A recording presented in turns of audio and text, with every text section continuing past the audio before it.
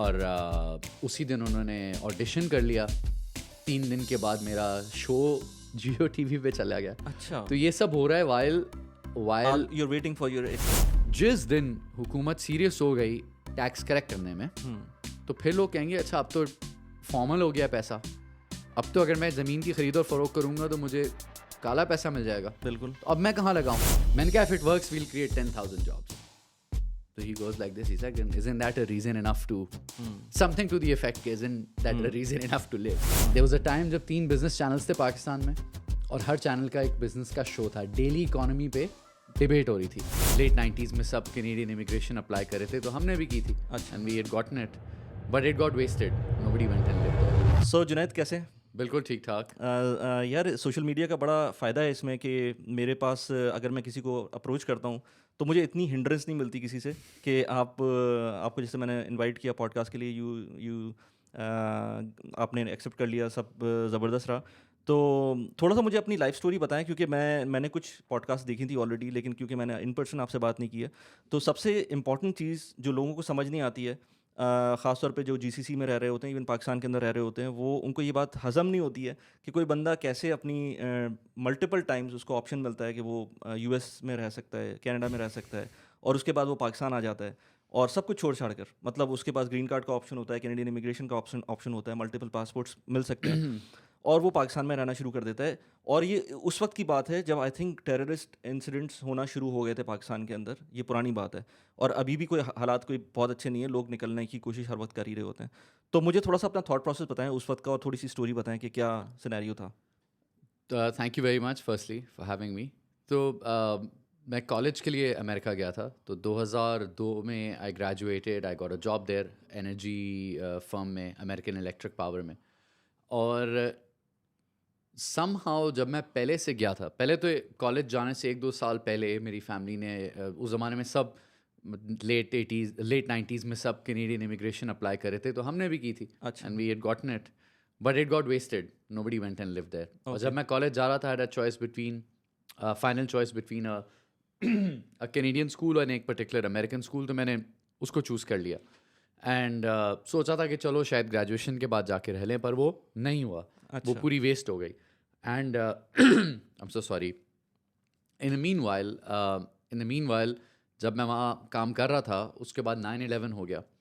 तो H1 पहले renew करना बड़ा आसान होता था। You just drove to the Canadian border and you came back in and वो स्टैम्प हो जाता था। तो लग तो जाता था H1, बट आपके पासपोर्ट पे वो स्टिकर नहीं लगता था, so you could not travel. Okay. So अब मुझे ग्रेजुएट करे हुए काफ़ी अरसा हो चुका था और मैं वापस नहीं आया था, and I was very home sick.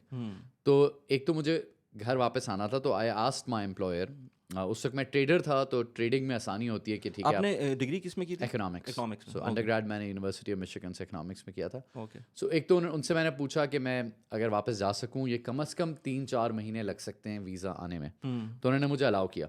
So that was a big thing. Deep inside हमेशा से मेरे दिल में था कि मुझे वापस आना है। आई लाइक्ड अमेरिका, मुझे बहुत मैंने वहाँ सीखा, बट समहाउ मुझे वो एक तो दूर बहुत लगता था हमेशा से, and I used to feel like कि अगर मैं कोई वैल्यू क्रिएट कर सकता हूँ तो मैं अपने मुल्क में क्यों ना करूँ। ठीक है। और उस वक्त शायद वो जज्बा हुब्बुल वतनी और भी बहुत ज़्यादा वो आपकी ये कब की बात है? मैं आपको बता रहा हूँ अर्ली 2000s की, 2002-3 की। और हालात भी अच्छे थे उस टाइम पर। 9/11 के बाद स्पेसिफिकली पाकिस्तान के हालात बुरे नहीं थे।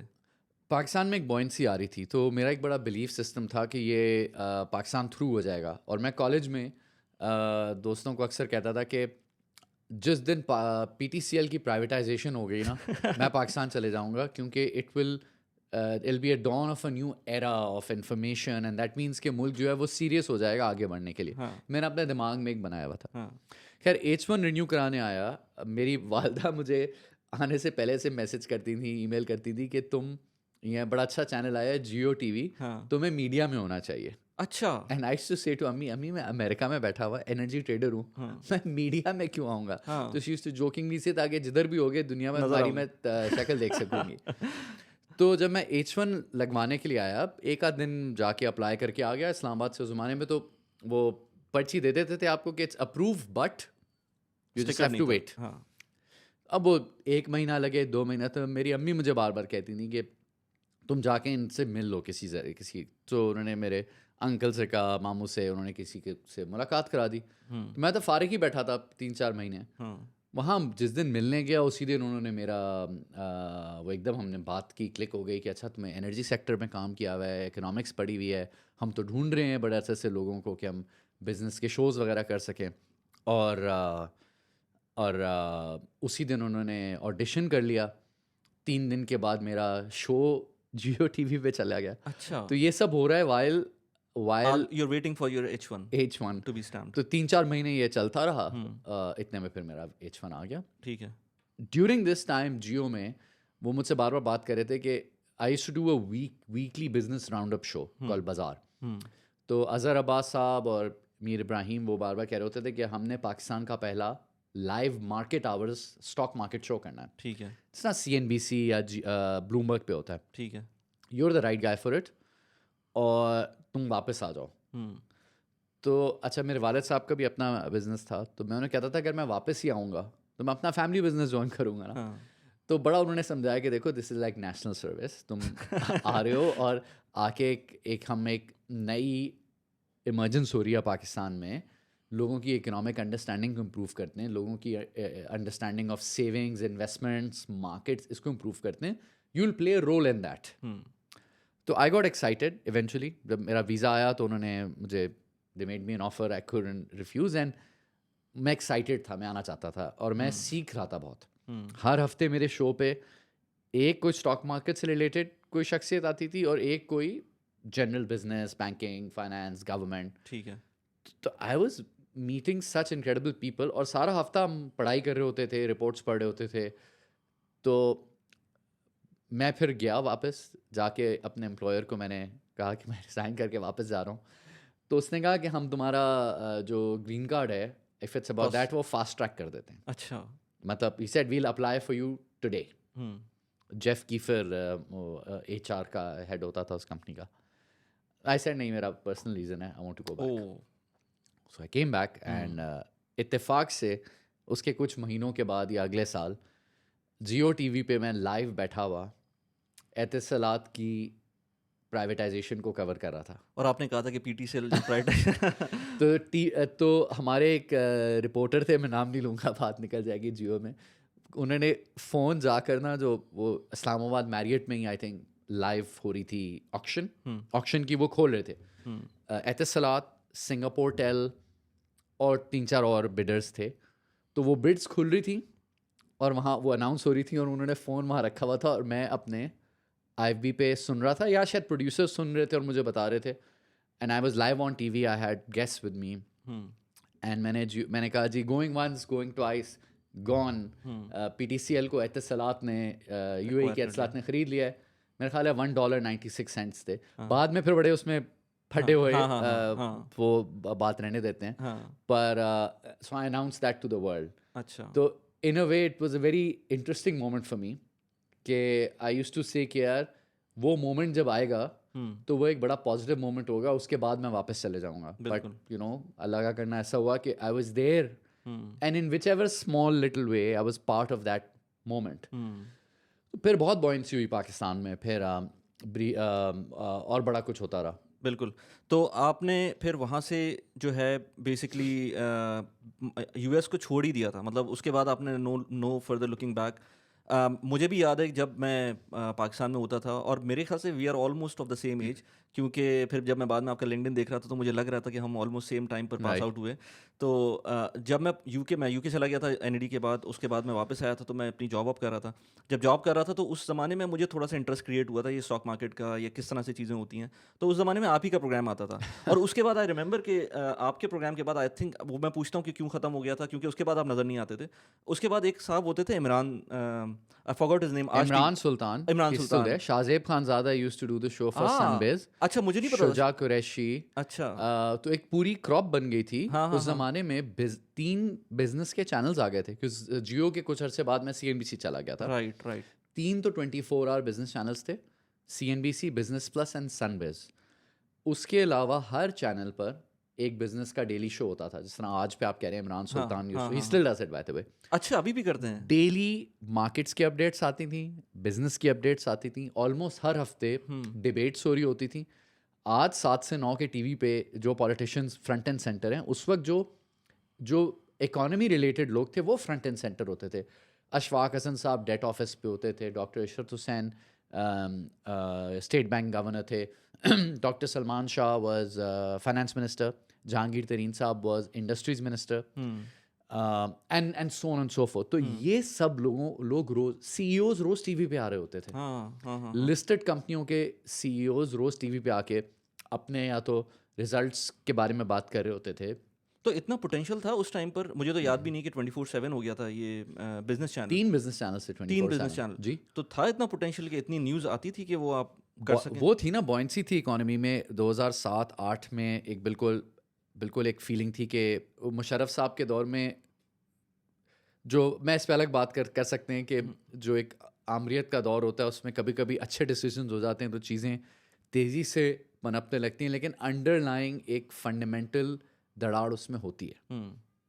Democracy on the other and चलती मुश्किल से है, लेकिन जब चल जाए और सही डायरेक्शन में चल जाए तो उसमें कोई अंडरलाइंग मतलब वो एक सस्टेनेबिलिटी की तरफ जा रही होती है डेमोक्रेसी, राइट. तो वो इसमें मसला सारा यही होता है कि जो एक मिलिट्री लेड एरा होता है, चाहे वो प्रॉस्परस भी हो, कि वो एक दिन फुफ करके इट जस्ट डिसअपीयर्स, राइट. तो वही हुआ. उसके बाद 2008 में बीबी साहिबा की शहादत हो जाती है, एंड देन इट्स जस्ट 2009, 10, 11, 12 बिल्कुल इकोनॉमिक स्लम्प आना शुरू हो जाता है. एंड और वो उस वक्त टेररिज्म के इंसिडेंट्स भी बहुत ज़्यादा बढ़ चुके होते हैं, बढ़ जाते हैं, एंड 13-14 में तो पीक कर जाते हैं. 12-13-14 में उसी टाइम पर बिल्कुल. सो वो सारी जो स्टोरी थी वो कोलैप्स कर जाती है. फिर दोबारा गवर्नमेंट आती है PMLN की, पीपल्स पार्टी के बाद PMLN आती है. उसमें थोड़ी सी फिर बॉयंसी आगे शुरू होती है, फिर वो चीज़ ड्रॉप हो जाती है. फिर पीपल्स पार्टी वाले दोबारा आते हैं. फिर बाय 2014 आई थिंक, फ्रॉम 2014 जो पॉलिटिकल टेंशन है वो पीक होना शुरू हो जाती है. आई थिंक जो धरना शुरू हो जाता है, and so on so forth. तो जो पूरे मुल्क का जो एक कलेक्टिव कॉन्शियंस है वो पॉलिटिक्स की तरफ आ जाता है, और पॉलिटिशियंस भी और मिलिट्री भी आपस में इस जंग में लग जाती हैं कि कौन रूल करेगा, राइट. और कैसे चलाएंगे पाकिस्तान को. मतलब जो सिचुएशन थी उसमें स्टॉक मार्केट तो बिल्कुल स्टॉल कर गई थी. आई थिंक 2010 के बाद से, 9 के बाद से, इनफैक्ट वो जो बेनज़ीर इंसिडेंट हुआ था उसके बाद से जो गिरी थी, फिर थोड़ी सी ऊपर गई थी, लेकिन उसके बाद से अंटिल 2014 कुछ नहीं हुआ था उसके अंदर. फिर 14 में जाके दोबारा से थोड़ा सा 13 में थोड़ी सी बॉयंसी आई थी. मैं जब आपने पूछा फिर उसके बाद मैं स्क्रीन से गायब हो गया था. तो CNBC के बाद मैंने अपनी पहली स्टार्टअप की BMA ग्रुप के साथ. BMA कैपिटल उस वक्त मैं ये तो अक्सर जगहों पर मैंने कराची में तो एटलीस्ट देखा है कि वो इनकी ब्रांचेस भी थी.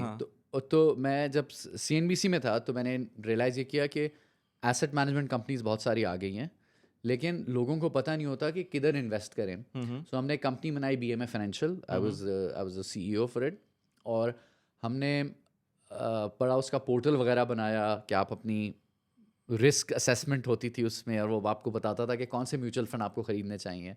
फिर हर म्यूचुअल फंड के अलग फॉर्म्स थे, तो उसको सिंप्लीफाई किया आपके डिजिटली एक दफ़ा अपनी इन्फॉर्मेशन भर लें, सिस्टम आपके लिए फॉर्म्स PDF के ज़रिए प्रिंट आउट करके देगा. बट हमने वो तो फिर लेकिन ये तो अगेन स्टॉक मार्केट से रिलेटेड है सारी चीज़ें. तो उस वक्त भी आप मतलब completely all into the equities markets में ही रहा. तो 4 साल BMA के साथ रहा. ये जो financial product distribution arm build किया. फिर जो उनकी पूरी रिटेल ब्रोकरेज थी, जो ब्रांचेस थी, उसका भी मुझे हेड बना दिया गया. एंड बाद में कमोडिटी ब्रोकरेज भी. तो I was running a sort of mini financial services shop with in BMA. बहुत मैंने सीखा वहाँ पे, और उन्होंने बहुत मुझे अपॉर्चुनिटी दी to run, to experiment, to grow. And 4 साल वहाँ गुजारे. फिर जो मेरी एक्विटी थी उसमें वो मैच्योर हो गई. वो मैंने जो भी शेयर्स उनको वापस बेचे. वो पता नहीं था उस वक्त कि कैसे ये लिखत पढ़त करते हैं, तो वो एकेडमिक वैल्यू मिली. But I learn so much BMA के दौर में. मैंने सीखा बड़ा. ये भी सीखा कि इन्वेस्ट कैसे करते हैं, और जो मीडिया के ज़रिए CEO से, बिजनेस हाउसेस के हेड से अच्छी सलाम दुआ हुई थी, वो फिर एक फर्दर डेप्थ पे गई. अब मैं जाता था उनसे मिलने के आप अपना रिटायरमेंट फ़ंड या अपनी कॉर्पोरेट ट्रेजरी या अपनी पर्सनल फैमिली वेल्थ को कैसे इन्वेस्ट कर रहे हैं. तो वो कॉन्वर्सेशंस फिर बड़ी ज़बरदस्त होती हैं कि आप सीखते हैं। अब आज सुबह जी मीटिंग है हमारी पोर्ट कासिम पे, इंडस मोटर्स पे। ठीक है। वहाँ से उसके बाद हम जा रहे हैं लिबर्टी टेक्सटाइल मिल साइट पे। लेकिन ये आप उनके ये कंपनीज के पोर्टफोलियोज की बात कर रहे हैं हमें लगा ये था कि हम B2C बिजनेस बनाएंगे। अच्छा। और कंज्यूमर्स हमारे पास थ्रॉन्ग करके आएंगे। हाँ, बट वी रियलाइज जब लॉन्च करने लगे तो वो ये बीबी शहीद वाला ओके। उनकी असैसिनेशन का इंसिडेंट हो गया, मार्केट्स कोलैप्स कर गई। हम्म। तो we found ourselves a big market in retirement funds and corporate treasuries okay. And family offices. Okay. तो फिर उस पर फोकस किया। लेकिन आपकी सारी इन्वेस्टमेंट्स होती पाकिस्तान इक्विटीज के अंदर ही? Yes, Pakistan equities and that too primarily through mutual funds.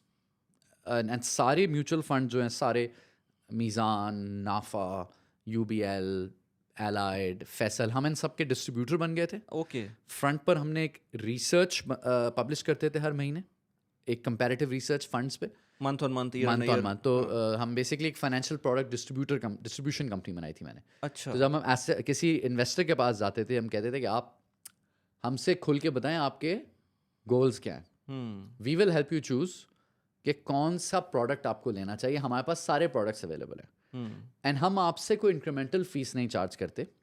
Asset managers जो हैं वो अपनी मैनेजमेंट फ़ी कट देंगे? का हमें कट देते हैं ठीक है। और वो हम बता देते थे कहाँ हमें कितना मिलता है। तो वी वर्क फॉर यू। तो it was also an interesting model to learn के डिस्ट्रीब्यूटर एंड क्लाइंट रिलेशनशिप के बीच में आप मतलब आपका तो इसमें रिस्क खत्म ही हो गया ना ऑलमोस्ट, क्योंकि आपने आपने सब कुछ म्यूचुअल फंड्स पे डाल दिया, म्यूचुअल फंड ने स्टॉक मार्केट पे डाल दिया, और जो बंदे हैं बेचारे वो अब उसमें पॉजिटिव जाए नेगेटिव जाए, आपकी तो रिसर्च होगी ना उसके अंदर। तो हाँ, बट ये कि because we were a distributor we were also not an advisor. अगर आप एक्सपर्ट हैं और बैक होम पैसे भेजते हैं, पाकिस्तान, इंडिया, नेपाल, बांग्लादेश, कहीं भी पैसे भेजते हैं, तो आपके लिए एक बहुत अच्छी ऐप है टैप टैप सेंड की। टैप टैप सेंड के थ्रू आप पूरी दुनिया में कहीं भी हों, चाहे US में हो, यूरोप में हो, UAE में हो, कहीं भी हो, आप बहुत आराम से पैसे भेज सकते हैं विदाउट एनी एडिशनल चार्जेस। सबसे अच्छी बात यह है कि इस ऐप के थ्रू जब आप पैसे भेजते हैं तो बहुत जल्दी रिसीव होते हैं, और आपके पास एक रिकॉर्ड रहता है कि आपने कितने पैसे भेजे, किस रेट पे पैसे भेजे हैं। रेट भी बहुत अच्छे होते हैं। मेरा रेफरल कोड यूज़ करेंगे तो आपको 25 दिरहम्स, $10, 10 पाउंड्स या 10 यूरोज़ का रेफरल बोनस भी मिल सकता है। लिंक मैंने डिस्क्रिप्शन में डाला हुआ है और कमेंट में भी आपको मिल जाएगा। Send money and enjoy. Now let's get back to the video. अच्छा, एडवाइजर नहीं थे। अच्छा, पाकिस्तान में फाइनेंशियल एडवाइजर, क्योंकि यहाँ तो मैंने दुबई में तो देखा है कि फाइनेंशियल एडवाइजर और इवन US के अंदर वो एक बिल्कुल अलग किस्म की चीज़ होती है। उसमें आप उस वक्त वो लाइसेंस ही नहीं था। अच्छा, आप एसेट मैनेजमेंट कंपनी का लाइसेंस ले सकते थे या NBFI का, और वो कई $100 मिलियन का लाइसेंस था। एडवाइजर का लाइसेंस ही नहीं था। अच्छा। और जो डिस्ट्रीब्यूटर था वो इरेगुलर था, मतलब वो रेगुलेटेड नहीं था। हाँ। तो हमने जाके खुद मोफाब जो म्यूचुअल फंड एसोसिएशन है उससे अपनी मेंबरशिप ली, सारी एसेट मैनेजमेंट कंपनी से डिस्ट्रीब्यूशन एग्रीमेंट किया, और कस्टमर्स के लिए हम करते ये थे कि उनको हमने अपनी रिसर्च से जीता, रिसर्च से और सर्विस से।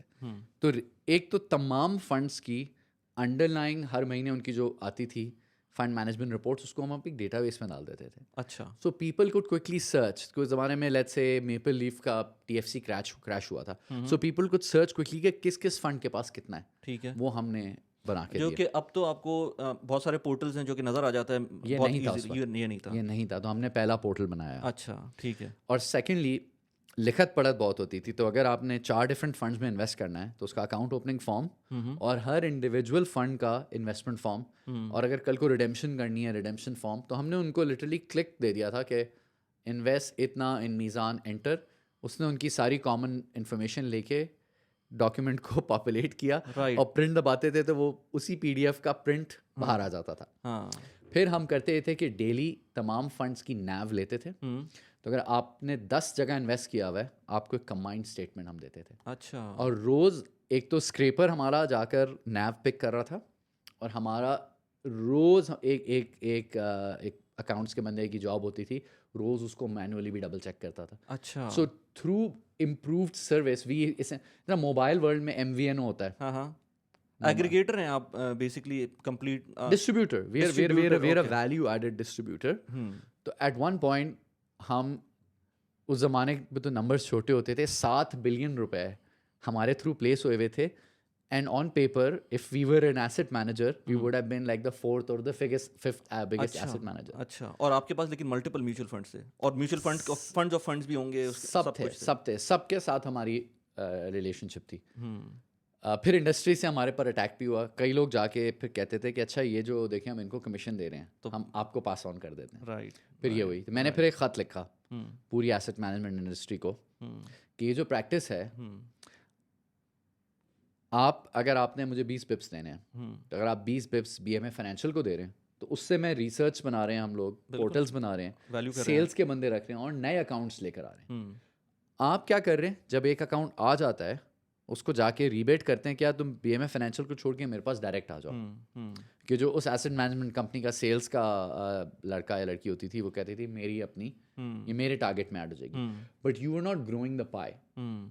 तो बहुत साल फिर एसेट मैनेजर्स ने बहुत सफ़र किया और छोटे एसेट मैनेजर्स वाइप हो गए, और जो सिर्फ bank related asset management companies हैं वो सर्वाइव कर सकें। राइट। उसमें फिर Meezan did really well, as investors they did really well, technology उन्होंने बहुत अच्छी बनाई, अपने बैंकिंग सिस्टम के साथ उसको इंटीग्रेट किया। Now I think their number one. और वो फिर एक और चीज़ जो उसमें एक इस्लामिक टच भी आ जाता है, तो वो उसकी वजह से भी उनको बहुत बड़ा एडवांटेज रहा है। बहुत बड़ा है। सही। तो अभी लेकिन इस तरह के कोई एग्रीगेटर्स या आप कह लें डिस्ट्रीब्यूटर्स हैं मार्केट में? वो किल हो गए, उस ज़माने में कई आए थे। हम थे, एक IGI वालों ने खोला था, आई थिंक IGI समथिंग उसका नाम था, 3 या 4 डिस्ट्रीब्यूटर्स थे। So the market killed it's distributors and अब सारे म्यूचुअल फंड्स अलग अलग खुद ही अपनी बेच रहे होते हैं। In some ways only those asset managers who had distribution through their own banks have grown। और वो मेरे ख्याल से मार्केट के लिए अच्छा नहीं था, क्योंकि बैंक्स ने जिस तरह की प्रोडक्ट्स बाद में लॉन्च की, जिसमें बैंक एश्योरेंस एक बहुत रिनोन्ड है, या आप कह लें कि वो बदनाम ज़माना है वो एक प्रोडक्ट, वो हर बैंक, मैं जाता हूँ अपने बैंक के लिए, या मेरे इनफैक्ट मेरे फादर को वो मतलब दे रहे थे, ऑप्ट इन करवा रहे थे कि बैंक एश्योरेंस लेना। मैंने कहा यार आपको समझ आ रही है कि आप कर क्या रहे हैं, कितना महंगा प्रोडक्ट आपको कितना महंगा प्रोडक्ट, और ऐसे बंदे को जो 65 ईयर्स एज है और आप उसको इस तरह की चीज़ बेच रहे हैं, तो आप सोच रहे हैं कि कर क्या रहे हैं आप। उनको समझ में आ गया कि मुझे पता था, लेकिन यार वो खुलेआम बेच रहे होते हैं इस तरह की चीज़। आई डोंट नो कि किस तरह की रेगुलेशंस है। ये होता है इंडस्ट्री डायनामिक। मैंने बड़ा इसमें भी सीखा कि आप कि एक बिजनेस क्रिएट किया हमने out of nothing, because we didn't have a license और एनीथिंग। हमने एक स्पेस ढूंढी सर्विस और टेक्नोलॉजी की डेंट पे, और बहुत अच्छे सेल्स के लोग हमने ढूंढे, हायर किए, ग्रूम किए। All of them are now leaders in asset management world in Pakistan, अल्हम्दुलिल्लाह। और पर वो मॉडल किल हो गया over time. Right. But during that time I was also running their retail brokerage arm. वहाँ बहुत सीखा कि ब्रांचेस वर्सेस ऐप वर्सेस, वो उस वक्त नई नई चीज़ें टेस्ट होनी थी। ऐप्स लॉन्च की, ऑनलाइन पोर्टल लॉन्च किए, कस्टमर सर्विस डेस्क लॉन्च किए, ब्रांचेस कुछ खोली फिर बंद की। तो अभी तक आपका पाकिस्तान स्टॉक्स में एक्सपोजर होता है पर्सनली? बिल्कुल, एब्सोल्युटली है, एब्सोल्युटली। अच्छा, जो लोग कहते हैं कि यार ये मैनिपुलेटेड है और कोई इसमें अंडरलाइंग सिचुएशन नहीं है, क्योंकि पाकिस्तान की इकॉनमी कोई इतनी ज़्यादा ग्रो तो नहीं कर रही, जो स्टॉक मार्केट अभी ऑल टाइम हाई चली गई है, तो वो उस पर आप क्या कमेंट करेंगे? मेरे कमेंट करने की ज़रूरत ही नहीं है। जो हमारे इस प्रोफेशन के बाबा हैं वॉरेन बफेट, उन्होंने सारी बातें तो बताई हुई हैं। पहली बात तो ये कि, या वो चार्ली मंगर ने, कि in the short run the stock market is a voting machine, in the long run it's a weighing machine. तो if you are invested in good stocks जिनकी अर्निंग बढ़ रही है, अगर एक स्टॉक की प्राइस सेम है और हर साल उसकी अर्निंग बढ़ रही है, तो उसका प्राइस टू अर्निंग मल्टीपल कम होता जा रहा है। बिल्कुल। अब हो सकता है कि मार्केट में लिक्विडिटी नहीं आ रही because of geopolitical issues, terrorism issues, bad economic management, लेकिन वो अंडरलाइंग वैल्यू क्रिएट होती जा रही है, वो इवेंचुअली मिल जाएगी। और यही वजह है कि जो थोड़ी सी मैक्रो इकोनॉमिक मैनेजमेंट में स्टेबिलिटी आई है, मार्केट डबल से ज़्यादा हो गई। बिल्कुल। Some stocks have tripled, some stocks have gone up 500%। तो मेरा पोर्टफोलियो इतने सालों से पड़ा हुआ था, अच्छे साफ सुथरे stocks, Meezan, service, Engrofert, example, मतलब 10 स्टॉक्स होंगे, सारे blue chips. No investment advice? नहीं, पड़े हुए 10 सालों से, 5 सालों से। डॉलर भी 300 का चला गया बीच में, तो उनकी जो डॉलर में वैल्यू थी वो मेरे ख्याल है 1/3 रह गई, लेकिन डिविडेंड्स मिल रहे थे आपको? डिविडेंड्स मिल रहे थे। और अब जब मार्केट रिकवर हुई है, actually it has done quite well. Exactly. तो जैसे वो कहते हैं ना, ट्विटर पे एक बहुत मशहूर चल रहा होता है कि stock market is not an indicator of your It is not. Economy, No. तो वाइस वर्सा भी है ना कि इकोनॉमी अगर बुरी कर रही होगी तो स्टॉक मार्केट ज़रूरी नहीं कि ख़राब चलेगी। इनफैक्ट मैं कल ही सुन रहा था किसी पॉडकास्ट के ऊपर कि जिम्बाब्वे की स्टॉक मार्केट इस कंडीशन में भी 4 साल पहले उसने टॉप परफॉर्मिंग स्टॉक मार्केट थी वो। आप श्रीलंका की एग्जांपल ले लें, वहाँ पर भी स्टॉक मार्केट ने काफ़ी अच्छा परफॉर्म किया इवन दो कि वो डिफॉल्ट कर गया है। तो वो चीज़ तो आपकी कंपनीज पे डिपेंड करती है ना। तो आप पाकिस्तान में तो स्टॉक मार्केट का ऊपर जाना एक मिरेकल है, अच्छा क्योंकि पाकिस्तान की हुकूमत जो है, पाकिस्तान के हाकिम जो हैं, वो हर कोशिश कर रहे हैं कि ये ख़त्म हो जाए। पहले तो जो कंपनियां लिस्टेड होती हैं बिल्कुल उनके सारे खाते पब्लिकली अवेलेबल होते हैं। ठीक है। तो अगर वो सीमेंट कंपनी है तो इफेक्टिवली 45% टैक्स देती हैं, corporate tax on their income. Excise वगैरह जो वो जमा कराती हैं, सेल्स टैक्स जो जमा कराती हैं अलग है। बैंक्स तकरीबन 50% दे रहे हैं। कुछ लिस्टेड कंपनीज हैं, सिस्टम्स लिमिटेड है आपकी, या ये टेक्सटाइल्स कंपनीज हैं जो एक्सपोर्ट करती हैं, इनका इफेक्टिव टैक्स रेट 10-12% होता है। ठीक है, अच्छी बात है। ऊपर से अगर मैं ये अपने एम्प्लॉयज़ के बिहाफ पे भी फिर कॉर्पोरेट इनकम टैक्स सैलरी वाला जमा कराते हैं, तो they are cash generating machines. Plus अगर मैं गलती से इनके शेयर्स खरीद लूँ तो खरीद बेच पे मुझे CVT लगती है। अगर प्रॉफिट हो जाए with in a certain time तो कैपिटल गेन्स टैक्स देना पड़ता है, और अगर डिविडेंड आ जाए खुदा ना खास्ता तो उस पर डिविडेंड टैक्स देना पड़ता है। इसके बरक्स हुकूमत कह रही है कि आप क्यों इन चक्रों में पड़ रहे हैं, आप रियल स्टेट का काम करें, प्लॉट्स लें, आपसे पूछेंगे ही नहीं हम कि पैसे कहाँ से आए। आप फाइलर भी ना बने, नॉन फाइलर होंगे चलें, 3 के बजाय 6% आपसे हम ट्रांजैक्शन टैक्स ले लेंगे। पैसे आप रखें कैश में, उससे आप ज़मीन खरीदें, 1/3 वैल्यूएशन कर लें उसकी। हाँ 1/3 कर लें, ज़मीन खरीदें आप, और आप एग्रीकल्चर करें। एग्रीकल्चर में आप शुगर और वीट लगाएं। अगर आपको लॉस होगा हम आपको सपोर्ट प्राइस देंगे, राइट, और आप जब उससे पैसे कमाएंगे तो उस पैसे पर हम आपसे टैक्स भी नहीं लेंगे। ठीक है। या आप रिटेल का काम करें, कैश पे काम करें, कोई आपसे नहीं पूछेगा। ये खुद खबरदार, आप ये बेवकूफ़ हैं, आप अहमक हैं कि आप सैलरीड क्लास हैं, यू आर एन इडियट। आप फॉर्मल बिजनेस रन करते हैं, आप तो बिल्कुल ही बेकार इंसान है पाकिस्तान में। आपकी जुर्रत कैसे हुई आप आए एग्रीकल्चर में? पहले तो सर हम सस्ती गैस देंगे यूरिया कंपनी को, फिर सर यूरिया की जो प्राइस होगी ग्लोबल प्राइस से आधी होगी, तो आप यूरिया के काम में आए, आप थोड़ी सी वो स्मगलिंग के ज़रिए बाहर भी बेचें ब्लैक मार्केट में। फिर सर आपको जो पानी मिलेगा वो कायदे आज़म के ज़माने के रेट से मिलेगा। फिर सर हम आपको इनपुट्स पर भी कोई टैक्स नहीं लेंगे। फिर आपकी जितनी बुरी यील्ड्स हों हम नहीं पूछेंगे कि यार पानी कितना ज़ाया किया, आप जैसे करते हैं करें। फिर सर अगर किसी साल यील्ड ख़राब हो गई या कुछ मसला हो गया, कोई मसला नहीं, अगर यील्ड अच्छी हो गई और क्रॉप ज़्यादा आ गया तो प्राइस सपोर्ट देंगे हम आपको, कोई मसला नहीं है। एक्स्ट्रा हो गया हम खरीदेंगे, अपने ज़ख़ीरे में होगा। वहाँ से सर फिर आप आए ना, आप हमारे गवर्नमेंट के सिस्टम में आए, हम वहाँ से फिर चोरी करके वीट और शुगर बेचते हैं। जिस साल ज़ख़ीरा बढ़ेगा फिर हम स्मगल आउट करेंगे, और जिस साल कमी हो गई आप ही को इंपोर्ट का ठेका देंगे, फिर ट्रेडिंग कॉर्पोरेशन पाकिस्तान आपसे ख़रीद लेगी। आप ये काम करें हुकूमत, या फिर आप मिलिट्री ज्वाइन करें, अच्छा ठीक है, या आप गवर्नमेंट सर्विस में आए, 30 साल की कंफर्म एम्प्लॉयमेंट, उसके बाद आप 13 लेवल्स की पेंशन।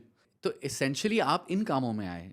कहाँ आप ये लिस्टेड कंपनियाँ, कहाँ ये फॉर्मल सर्विस और फॉर्मल इंडस्ट्रियल कंपनीज, कहाँ लिस्टिंग, कहाँ अकाउंट्स, कहाँ ऑडिटेड स्टेटमेंट्स, कहाँ ये स्टॉक मार्केट। छोड़ें, ये तो बच्चों के काम है, आए रियल स्टेट का काम करते हैं। That is what the government is telling you, कि ज़राअत वाली ज़मीन काटें, उस पर हाउसिंग सोसाइटी बनाएं। रावी के आसपास अब जो सारी ज़मीन है उस पर आप देख लें, अवेलेबल है डेटा, हाउसिंग स्कीम्स बन रही हैं। सही है। तो ये एक चीज़ मुझे बताएं कि पाकिस्तान में आपने जितनी बातें की हैं वो सही हैं, लेकिन इवन देन 3 लाख का मेरे ख्याल से इन्वेस्टर बेस है स्टॉक मार्केट का, और अगर इंडिया में देख लें तो आई थिंक उनकी पॉपुलेशन का 10% है, जो कि ऑलमोस्ट कोई आई डोंट नो अच्छा खासा बनता है पाकिस्तान से। बांग्लादेश में भी ज़्यादा है। तो वो इतना डिस्पैरिटी क्यों है? यूएस को तो छोड़ ही देता है ना। यूएस के अंदर तो मेरे ख्याल से पूरा पेंशन सिस्टम उन्होंने इस तरह बना लिया है कि, या 401k का जो सिस्टम है वो इस तरह का बन गया है कि उसमें स्टॉक मार्केट में ही इन्वेस्टमेंट होती है, जिसकी वजह से वो इतना ग्रो कर रही है। पाकिस्तान में क्यों नहीं कर पाते कि हम स्टॉक मार्केट में इन्वेस्ट करें? मैं आपकी बात को चैलेंज करता हूँ। आप कह रहे हैं कि इंडिया की 10% पॉपुलेशन ने स्टॉक मार्केट में इन्वेस्ट किया हुआ, तो पाकिस्तान में भी 10 ही है। पाकिस्तान में 10 कैसे? मैं आपको बता देता हूँ हिसाब। हाँ, तो इंडिया तो अब डॉक्यूमेंटेड इकोनॉमी है ना। अच्छा ठीक है। तो उस टोटल पॉपुलेशन का पेटीएम के थ्रू और यूपीआई के थ्रू प्राइमरीली अब टैक्स फाइलर्स वहाँ शायद 5% of the population is tax filers, but essentially अब सबकी ट्रांजैक्शंस डिजिटली किसी ना किसी तरह टच पॉइंट में आ चुकी हैं. ठीक है.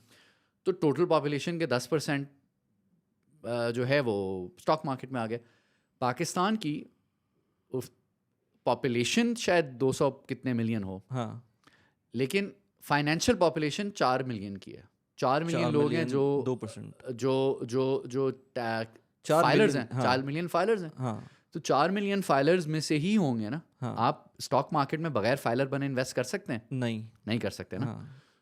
तो 4 मिलियन में से अगर 3.5 लाख इन्वेस्टर हैं तो उसूली तौर पे तो वही है. परसेंटेज वही है. स्टेट की कितने परसेंट एम्प्लॉय लोगों के साथ फॉर्मल फाइनेंशियल रिलेशनशिप है? तो वो जो filers 4 million. 4 million. The filers will always be a percentage of investors in stocks and mutual funds will always be a percentage of the formal economic population. Right. अच्छा, ये मुझे इसको इस तरह से मैंने नहीं देखा था, इस पर्सपेक्टिव में नहीं देखा था. आप कैश लेकर हाँ, एसेट मैनेजमेंट कंपनी और स्टॉक्स के ब्रोकरेज अकाउंट्स में तो फैक्टा भी चेक करते हैं कि आप अमेरिकन सिटीजन तो नहीं है. इतने ज़्यादा रेगुलेटेड है. बाकी जगह पर कैश पे कोई है ही नहीं. हाँ. तो बहुत सारी स्टार्टअप्स आई रिसेंटली जिन्होंने online trading, online saving, investments की कंपनीज बनाई पाकिस्तान में. मैंने उनमें किसी में इन्वेस्ट नहीं किया. अच्छा, आप बेहतरीन प्रोडक्ट भी बना लें, बेहतरीन मार्केटिंग भी कर लें, आपको ग्रोथ तब मिलेगी जब हुकूमत नंबर ऑफ टैक्स फाइलर्स बढ़ाने में और टैक्स नेट को वाइडन करने में सीरियस हो जाएगी.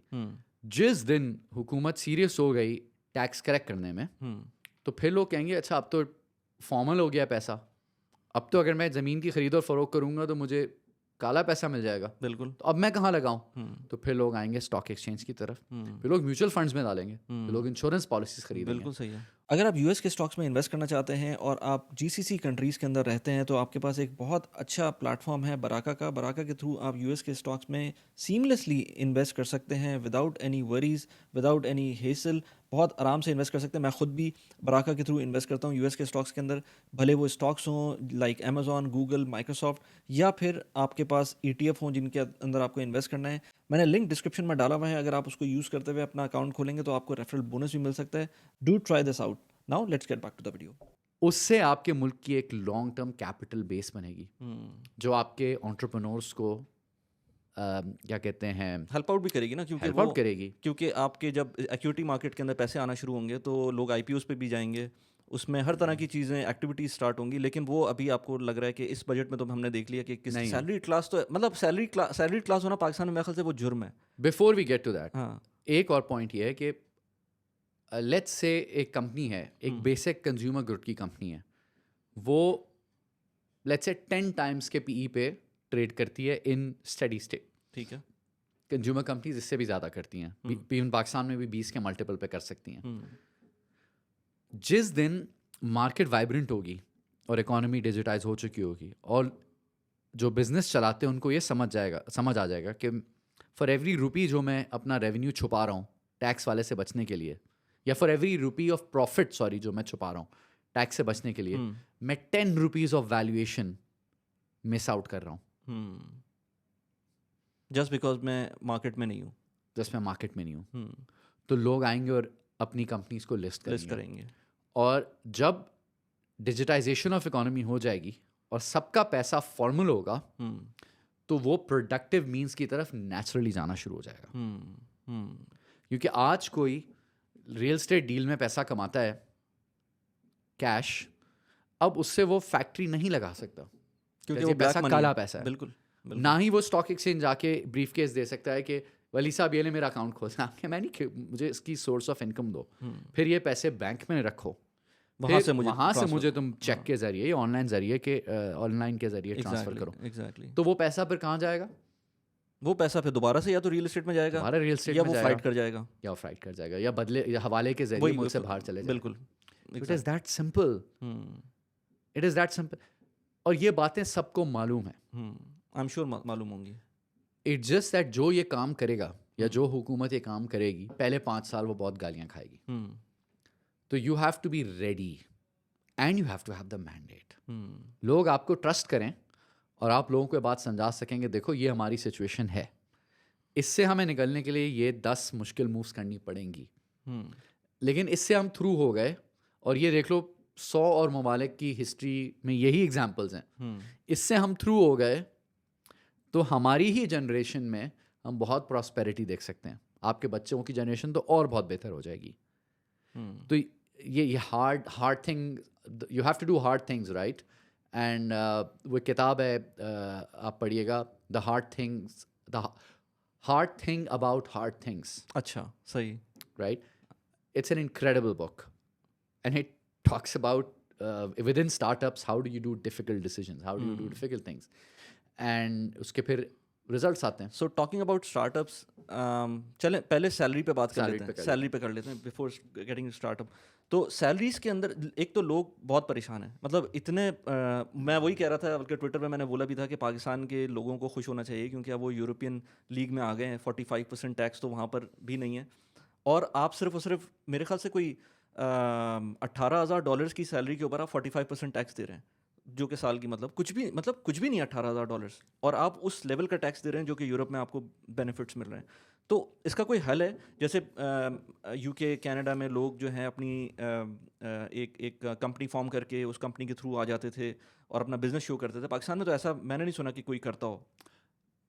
पहली बात तो आपका जो सवाल था कि सैलरी क्लास जो है बेचारे, इस वक्त मेरा ख्याल है कि सबसे जो हिट है ज़्यादा, या हम जो, मैं भी फॉर द लार्जेस्ट पार्ट अपने आप को सैलरी क्लास में ही काउंट करूँगा. हम सैलरी क्लास पाकिस्तान के एक्चुअली बेवकूफ़ तरीन लोग हैं.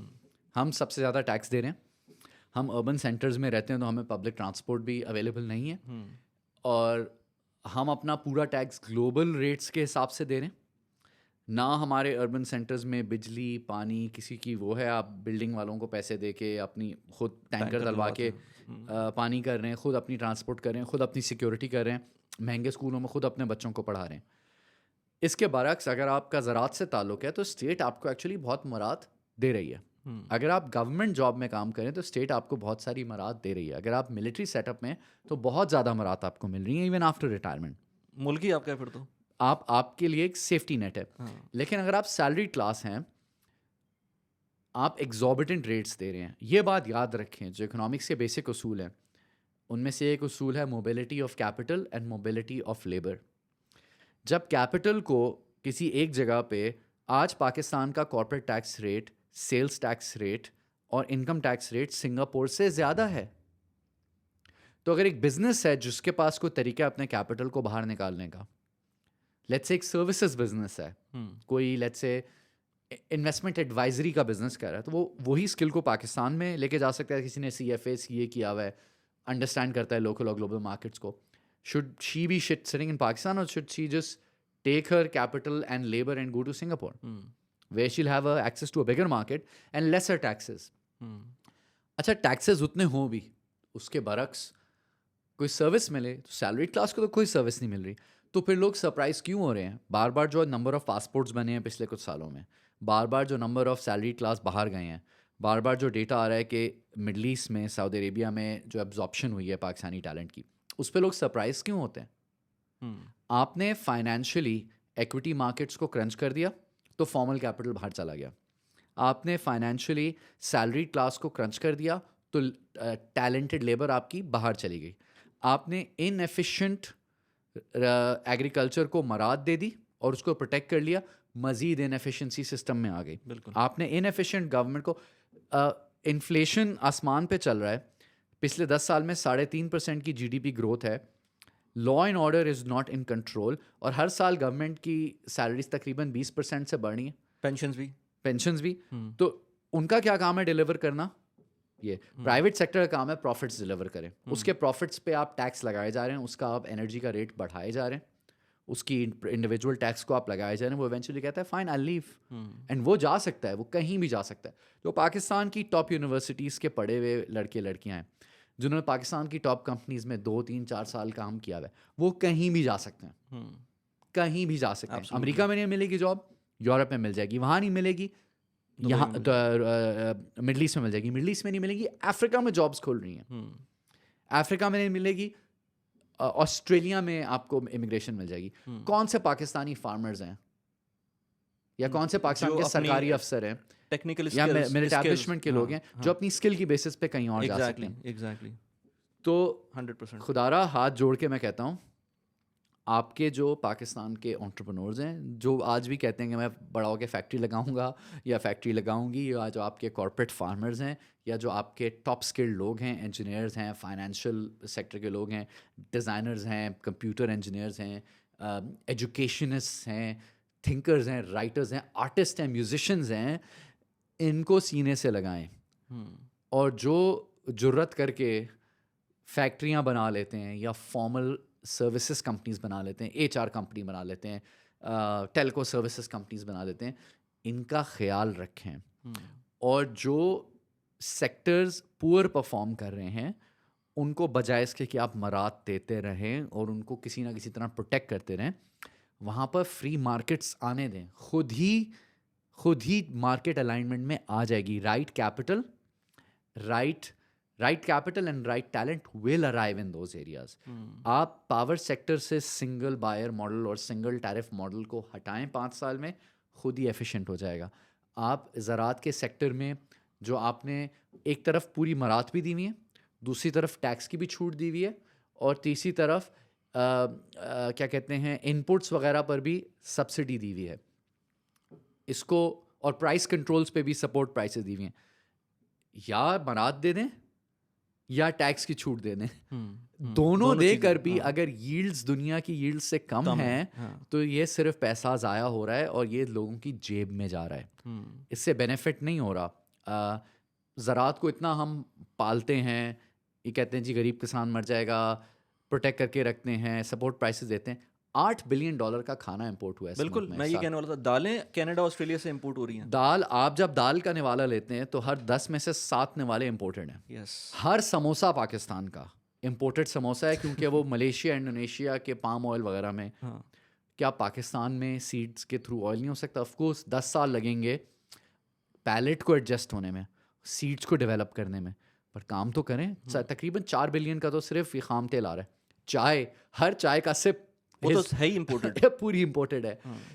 और अब तो वीट हर साल तकरीबन, इस साल शायद क्रॉप बेहतर है तो ना हो, पिछले साल को तकरीबन 800-900 मिलियन की वीट इंपोर्ट हुई है। और हम अपने आप को टेक्सटाइल कंट्री कहते हैं, हमारी सबसे बड़ी टेक्सटाइल है। आज से कुछ 10 साल पहले 12 मिलियन बेल्स हम प्रोड्यूस करते थे, कुछ 3-4 साल पहले हम 4 मिलियन बेल्स पर आ गए थे। अब दोबारा रिकवरी आ रही है। तो और हम वैल्यू ऐड तो करते नहीं हैं, बेल्स डायरेक्ट ही हम एक्सपोर्ट कर देते हैं, और कंट्रीज़ लाइक बांग्लादेश वो वैल्यू ऐड करके फिर आगे चीज़ें करते हैं। हम जॉब क्रिएशन उस तरह से कर नहीं रहे हैं। अगेन उसमें इंसेंटिवाइज नहीं हुई है, लोग इंसेंटिवाइज नहीं है कि वो फैक्ट्रीज लगाएं और उसके अंदर आप की जो बेल्स मिल रही हैं उनको प्रोसेस कर दें, कुछ भी नहीं हो रहा।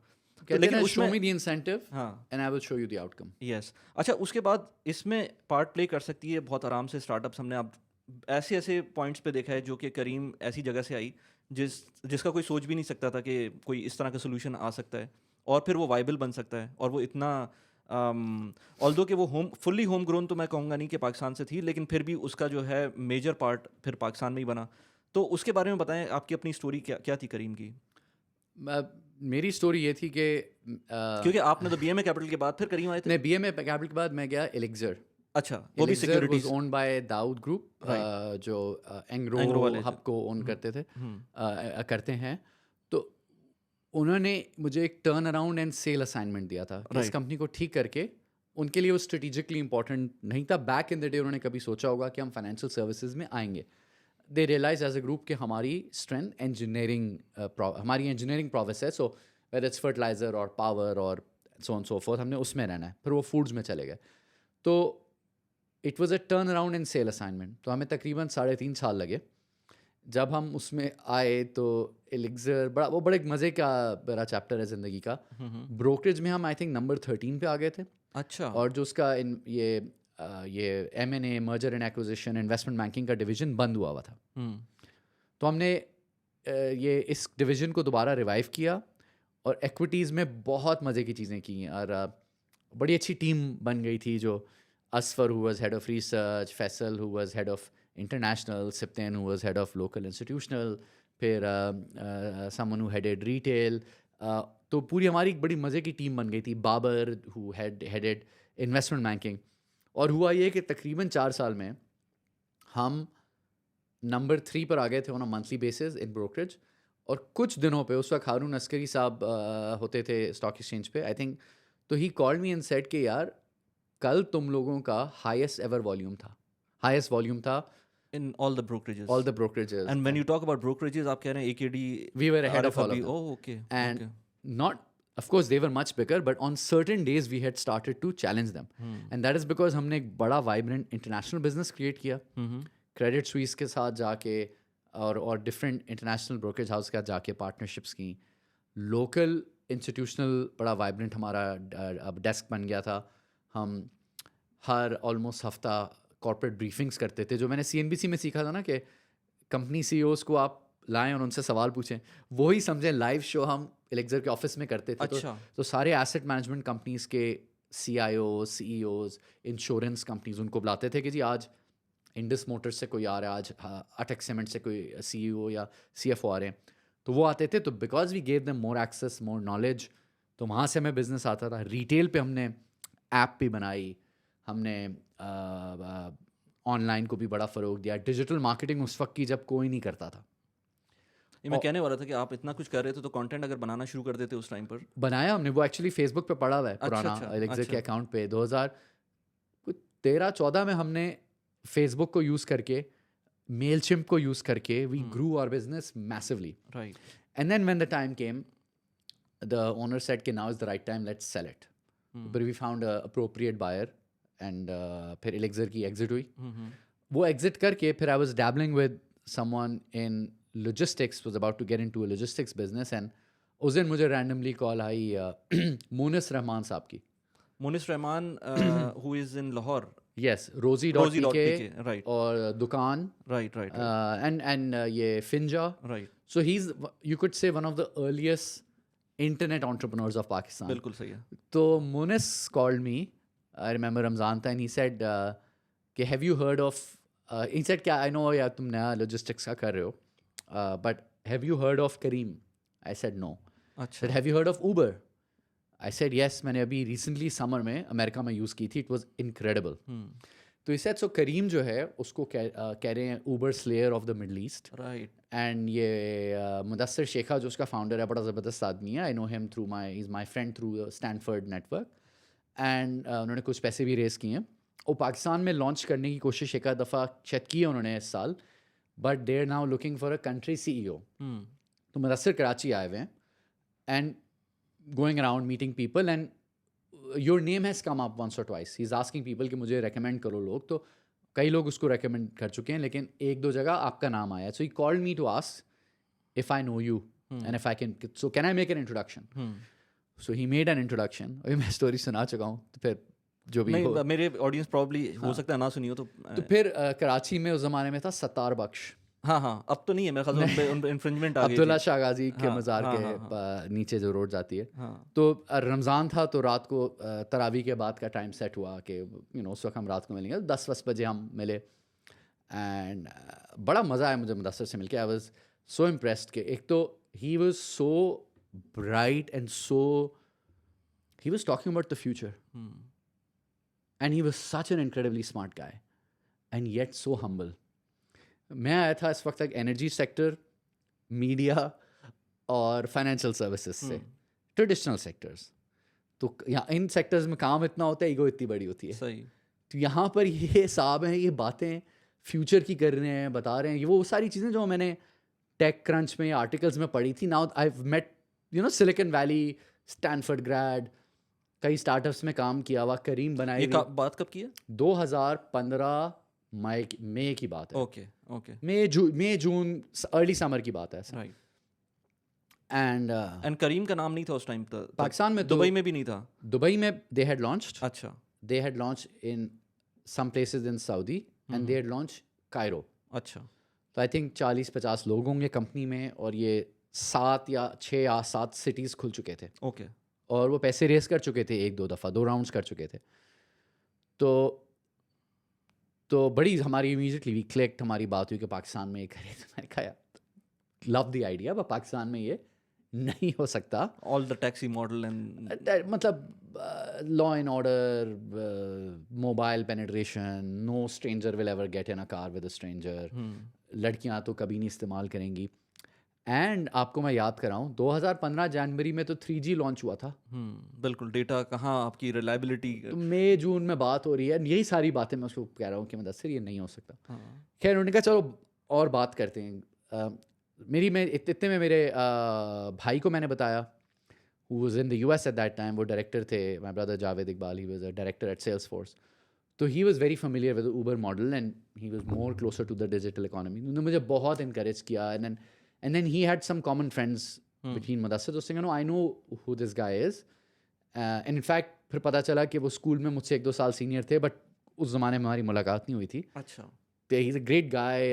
एंड और लोगों से जब बात करनी शुरू की, खैर काफ़ी दिन बैक एंड फोर्थ हुई. फिर मुदस्सिर ने मुझे कहा कि आप दुबई आ जाएं, हमारी हर महीने एक GM समिट होती है. तो सारे जो कंट्रीज़ और सिटीज़ के GMs हैं वो आते हैं हर महीने 3-4 दिन के लिए, तो आप come join us. They flu me in. तो so much fun. Like it's like you know, सब यंग लोग बैठे हुए, बीन बैग पे कोई बैठा हुआ, कोई खड़े होके काम कर रहा है, कोई लेट के काम कर रहा है, और सब प्रॉब्लम सॉल्व कर रहे हैं, डेटा देख रहे हैं. It was such an electric environment. And फिर मैग्नस से मुलाकात हुई, अब्दुल्ला से हुई, बोर्ड मेंबर से मुलाकात हुई. एंड वो कुछ दिन के बाद it kind of turn and they said कि यार we love for you to join, आ जाओ. And I also love these guys. मैंने फिर से एक लिस्ट बनाई. मैंने कहा मुदस्सिर ये देखें 10-15 मसले हैं, ये इनके बड़े मुश्किल सोल्यूशंस हैं, जब तक ये नहीं हो सकेंगे काम नहीं हो सकता. तो उसने कहा तुमने बड़ी अच्छी लिस्ट बनाई है, all we have to do is prioritise and go through this list. और ये सेड इतना आसान नहीं होगा. And he said something to the effect के व्हाट इफ इट वर्क्स. तो मैंने इमीडिएटली कहा कि एकदम से वो बेसाख्ता आपके अंदर से बात निकलती है. मैंने कहा if it works we'll create 10,000 jobs. तो he goes like this, he is like isn't that a reason enough to something to the effect, isn't that a reason enough to live? I said absolutely is. उस वक्त कई चीज़ें हुई थी मेरी ज़िंदगी में, I needed something and ये एक चीज़ आई and it was God sent. and और that's how I joined Careem. and आपने जो चीज़ें बताई, जो पॉइंट्स आपने लिखे होंगे उसमें एक डेफिनेटली ये डेटा वाला पॉइंट होगा, क्योंकि ये तो मैं पाकिस्तान में मोबाइलिंग में काम कर चुका हूँ, यूफोन में काम कर चुका हूँ, जहाँ पे ड्रॉप हो जाता था. मतलब उसमें तो आप कुछ भी नहीं कर सकते. मैं यहाँ पर UAE में हम लोग काम करते हैं ना, तो हमें पता है कि यहाँ पर क्या क्वालिटी ऑफ सर्विस आप प्रोवाइड करते हैं, कर सकते हैं. पाकिस्तान में बहुत सारे मसले हैं जो I am sure you must have been in touch with telcos there as well. क्योंकि आप तो पाकिस्तान में, जैसे यहाँ पर TDRA होता है, पाकिस्तान में PTA होता है, तो पाकिस्तान में PTA को इंश्योर करना चाहिए कि जितने भी मोबाइल नेटवर्क्स हैं वो अच्छे परफॉर्म कर रहे हों. लेकिन मेरे ख्याल से उनसे ज़्यादा बेहतर ऑडिटर्स तो आप होंगे नेटवर्क के. बहुत चीज़ें हम एक तो इनके सब इन टच होते थे, इनको बताते थे कहाँ डेड जोन्स हैं, फिर डेड जोन्स के मसले हल होते थे मैनुअली. अब वो कैप्टन आया दफ्तर, वो कह रहे हैं कैप्टन साहब के मैं तो यहाँ से यहाँ गया था, सो बैठ के आप सेटलमेंट कर रहे हैं. नो वन, शुरू में तो इंडिविजुअल कैप्टन आने को तैयार नहीं थे. जो लोग गाड़ियाँ ओन करते हैं वो तो ड्राइव करने को तैयार नहीं थे, कल्चरल इशू था. और जो लोग गाड़ी चलाना चाहते हैं उनके पास गाड़ी नहीं थी. तो एक हमें नई मैचिंग सिस्टम क्रिएट करना पड़ा. लेकिन सबसे पहले हम जो छोटी रेंट कार कंपनीज होती थी उनके पास गए कि यार अपनी 10 गाड़ी की पूरी फ्लीट हमें दे दो, हम उठा लेते हैं इतने पैसों पे per month, this is ours now. उनमें पे फ्रॉड होता था.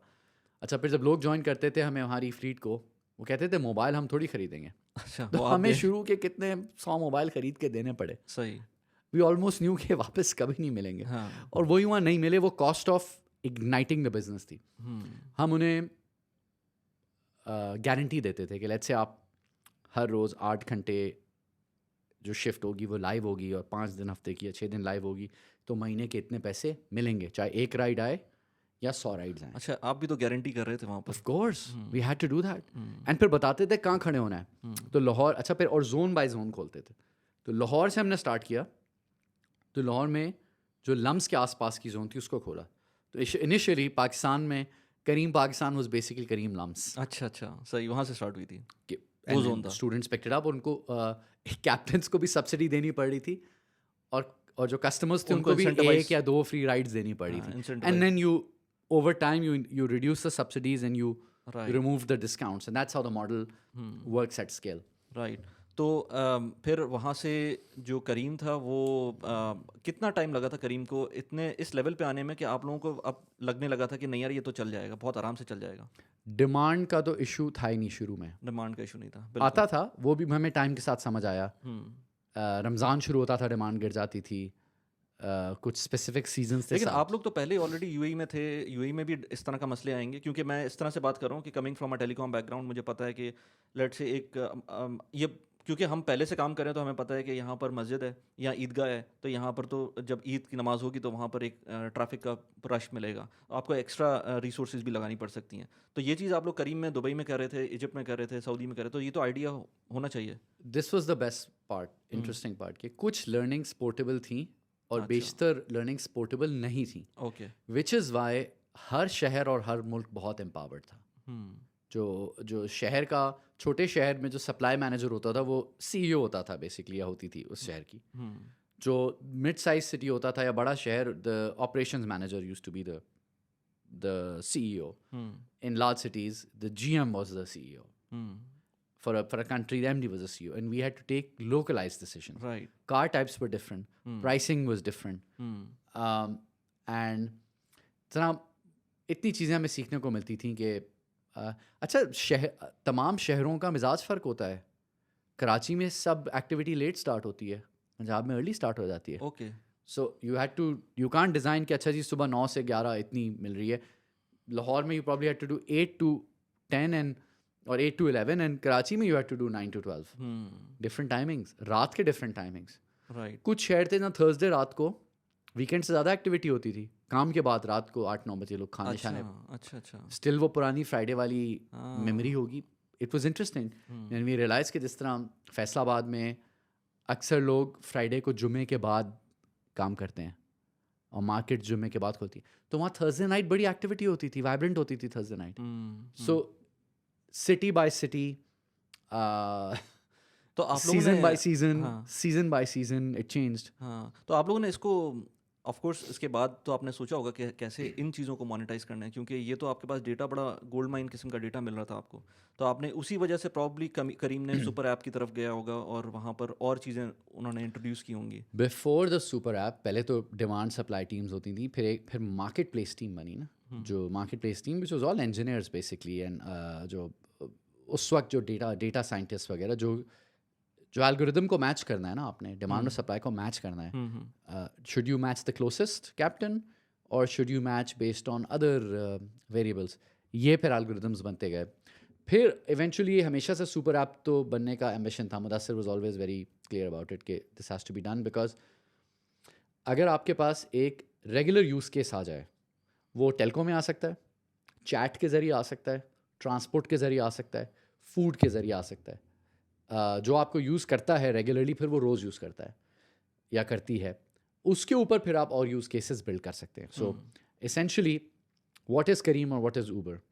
It is an amalgamation of an interface, maps, payments, and moving vehicles, and through that it can move people and things from A to B. Right. So you can call it a ride-hailing company, you can call it a mobility company, or you could call it initially it was a super app for mobility. It was moving people and things. तो जब आप एक platform पे rides book कर रहे हैं, food delivery हफ्ते में एक दफ़ा करा रहे हैं, फिर ग्रोसरीज खरीद रहे हैं, अब आपकी हैबिट फॉर्म हो गई है and as a mobility app ये इस्टेब्लिश हो गई, it is moving people and things. तो फिर आप उस पर डिजिटल सर्विसेज डाल सकते हैं, पेमेंट्स की सर्विस डाल सकते हैं, bill payments, remittances, ticket sales, rent a car booking, so on and so forth, and which is what Careem has achieved in UAE. It's remarkable. Right. और फिर ये हर मार्केट में इसी तरह से चल रही है इस वक्त करीम? मतलब अभी मैं देखता हूँ करीम यूएई में तो है ही, पाकिस्तान में भी है, एक ही तरह का मॉडल चला, क्योंकि आपने आई बिलीव छोड़ दिया। मैं तो 2000 अब तो काफ़ी साल हो गए मुझे छोड़े हुए, बट नहीं, all of these models work very differently in each market. ठीक है, तो उसके बाद आपने करीम छोड़ने के बाद मेरे ख्याल से ऊबर ने उसको एक्वायर कर लिया था, जी राइट? बिल्कुल। तो उसके बाद फिर आपने एग्जिट लिया वहाँ से, उसके बाद कोई नया वेंचर स्टार्ट किया खुद का, या फिर कहीं स्टार्टअप ही था कोई? उसके बाद मैंने एक कंपनी बनाई सॉल्ट वेंचर्स के नाम से, राइट। जिस पे we are an early stage venture investing and advisory firm. तो ओके। हम स्टार्टअप्स को एडवाइस करते हैं और स्टार्टअप्स में इन्वेस्ट करते हैं। तो over the last almost 3-4 years तकरीबन कोई 13-14 कंपनीज का पोर्टफोलियो बन गया है, जिनमें से कुछ प्योरली एडवाइजरी हैं जिनको मैं एडवाइस करता हूँ, कुछ में हमने इन्वेस्ट किया हुआ है और कुछ में दोनों। अच्छा। और रेंज है, कुछ रिटेल में है, कुछ ट्रांसपोर्टेशन में है, कंस्ट्रक्शन टेक में है, फिनटेक में कुछ हैं, ये पाकिस्तान में ही है सारी? पाकिस्तान, सऊदी, यूएई, पूरे अच्छा। रीजन में। राइट। समझे जो करीम का जो फुटप्रिंट होता था उसी फुटप्रिंट्स में कंपनी। अच्छा अच्छा अच्छा अच्छा, ज़बरदस्त। तो आप उसी के ऊपर काम करते हुए, अब मैंने आपका देखा है कि आप कुछ यूट्यूब पे एक्टिव हो गए हैं, तो वो क्या सिनेरियो, उसी का वो कुछ बैकग्राउंड है या कुछ नई चीज़ आ रही है वो? एक नई चीज़ आ रही है जिसकी डिटेल्स आई थिंक हम कुछ हफ्तों में पूरी तरह से रिलीज़ करेंगे, लेकिन जो चीज़ लोग अब देख चुके हैं ऑलरेडी, वो हमने एक एक एक एक एक प्रोग्राम के लिए लॉन्च किया है पाकिस्तान एंड काउंटिंग के नाम से। और ये बहुत सालों से दिल में दर्द लेकर मैं फिर रहा था कि जो आपको मैंने बात बताई कि देयर वाज अ टाइम जब 3 बिजनेस चैनल्स थे पाकिस्तान में और हर चैनल का एक बिजनेस का शो था, डेली इकोनॉमी पे डिबेट हो रही थी। आज जब सबसे ज़्यादा पाकिस्तान में इकोनॉमी पे बात होनी चाहिए, फर्स्टली कि लोगों में और इवन जर्नलिस्ट में और पॉलिटिशियंस में अवेयरनेस आए कि वेयर डू वी स्टैंड। फिर उस पर डिबेट होगी नेचुरली कि how did we get here. फिर उस पर डिबेट होगी कि किन सॉल्यूशंस के साथ हम आगे जा सकते हैं। फिर डिबेट होगी कि कौन इन सॉल्यूशंस को इम्प्लीमेंट करने के लिए राइट बेस्ट सूटेड है। राइट। तो हमने कहा कि इस सिलसिले में एक छोटी सी कोशिश करें कि ओके। अवेयरनेस शुरू करें और इसके बाद इस कॉन्वर्सेशन को बजाय ही सेड शी सेड, तुम अच्छे तुम बुरे, ये सच्चा ये झूठा, ये काफिर ये मुसलमान, ये हुब्बुल वतन ये मुहिब वतन, या ये गद्दार, सो एंड सो फोर्थ।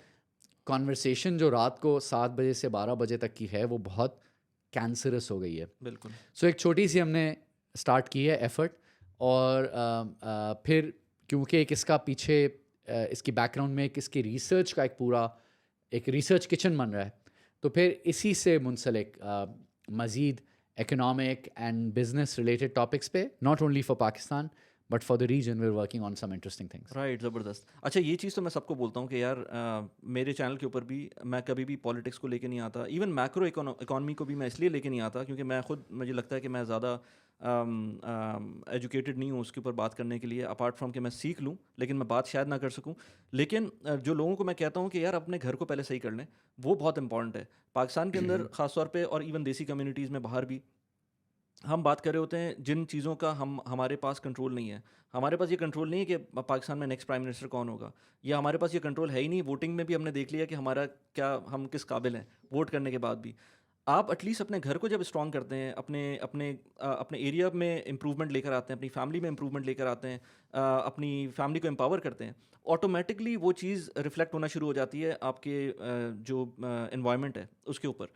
तो रादर देन वेस्टिंग टाइम फजूल की बातों में, डिबेट्स के अंदर, ये जो आपने कहा 9 to 11 वाली जो डिबेट्स होती हैं पाकिस्तान के टीवी चैनल्स के ऊपर, उसके अंदर जाए बगैर आप अगर, जैसे आप लोग काम कर रहे हैं, आप इस तरह का कोई काम कर रहे हैं और उसको आई बॉज भी मिलनी चाहिए, क्योंकि उसको आई बॉज नहीं, मैं डेफिनेटली लोगों को बोलूँगा कि आपके चैनल को सब्सक्राइब करें। Thank you. क्योंकि अभी तक 2 वीडियोज़ अपलोड हुई हैं प्रॉब्लम यस, के ऊपर। By the time I think ये वीडियो रिलीज़ होगी तो 3 हो चुकी होंगी। तो एक तो हम वीकली एक्सप्लेनर वीडियोस लॉन्च कर रहे हैं एंड आगे जाके once a week interview series भी आनी शुरू हो जाएगी right, on the same channel. ठीक है। एंड इसका मकसद शुरू में ये है कि सबसे पहले लेट्स जस्ट अंडरस्टैंड, पॉलिटिक्स को साइड पे रख दें, let's just look at the facts, where do we stand.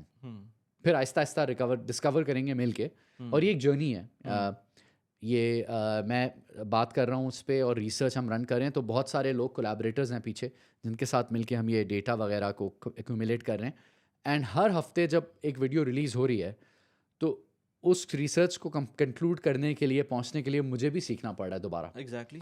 So it's a journey I want to go with people together. Let's understand कि पाकिस्तान का गवर्नमेंट के पास पैसा आ कहाँ से रहा है और वो खर्च कहाँ कर रही।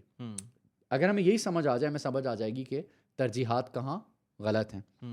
सेकंड, हम समझें कि हमारी दुनिया में क्या स्टैंडिंग है, हम दुनिया से क्या खरीदते हैं और दुनिया को हम क्या बेचते हैं. दिस टेल्स अस कि where do you stand as a nation in trade.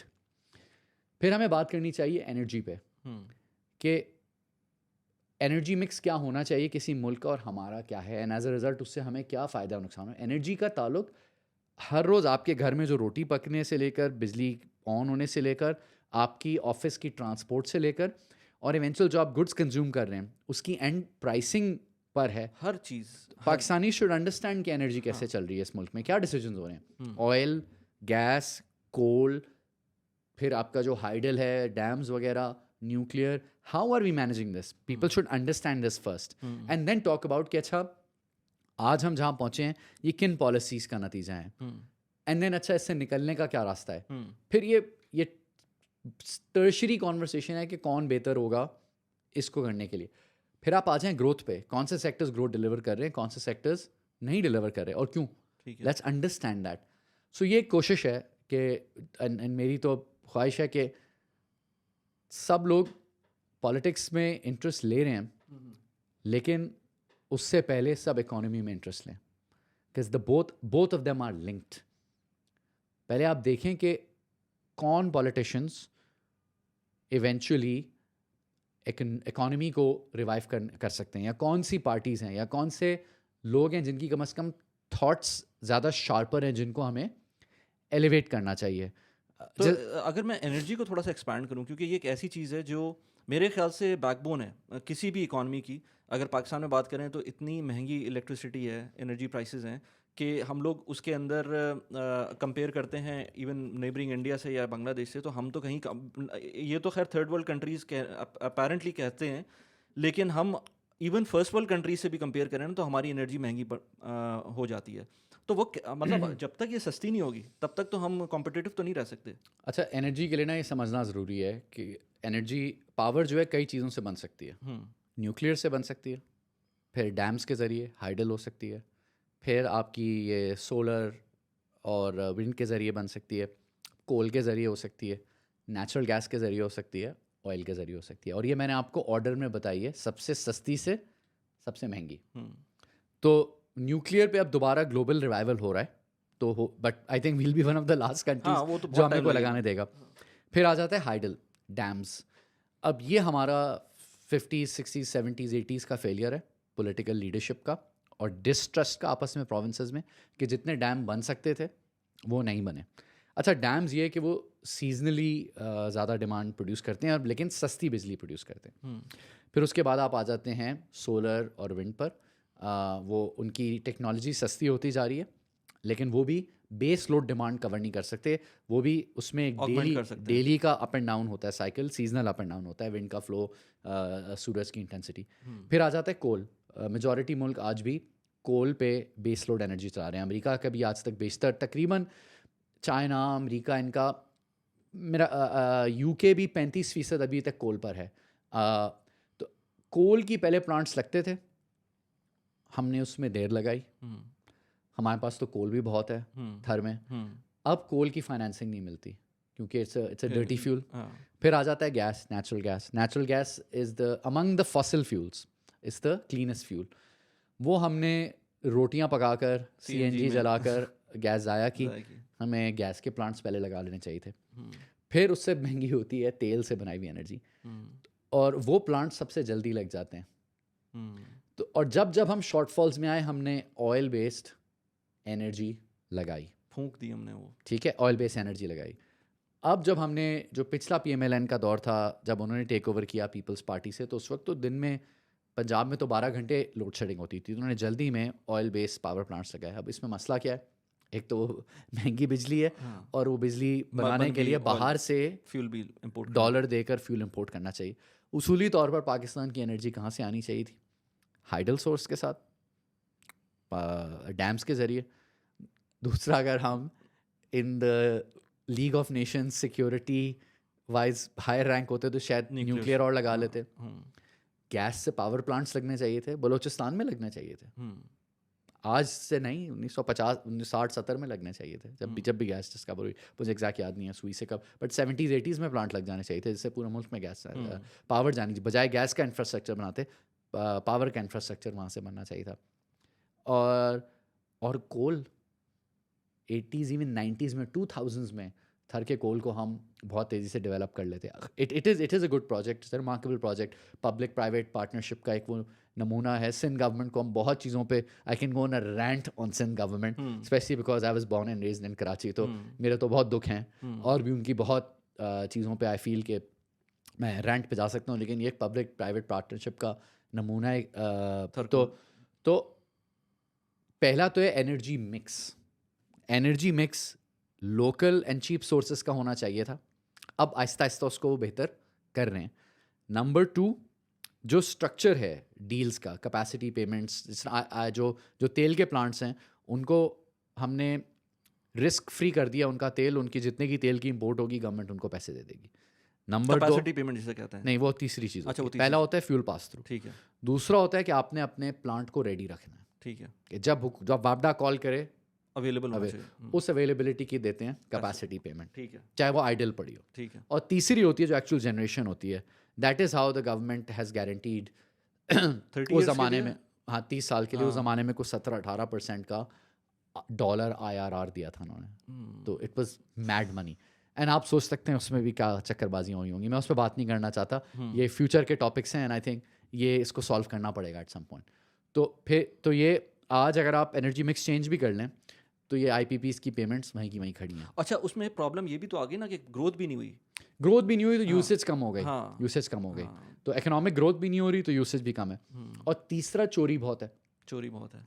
अब कराची इलेक्ट्रिक में कम हो गई है, इस्लामाबाद इलेक्ट्रिक में तो आई थिंक ना होने के तकरीबन बराबर है।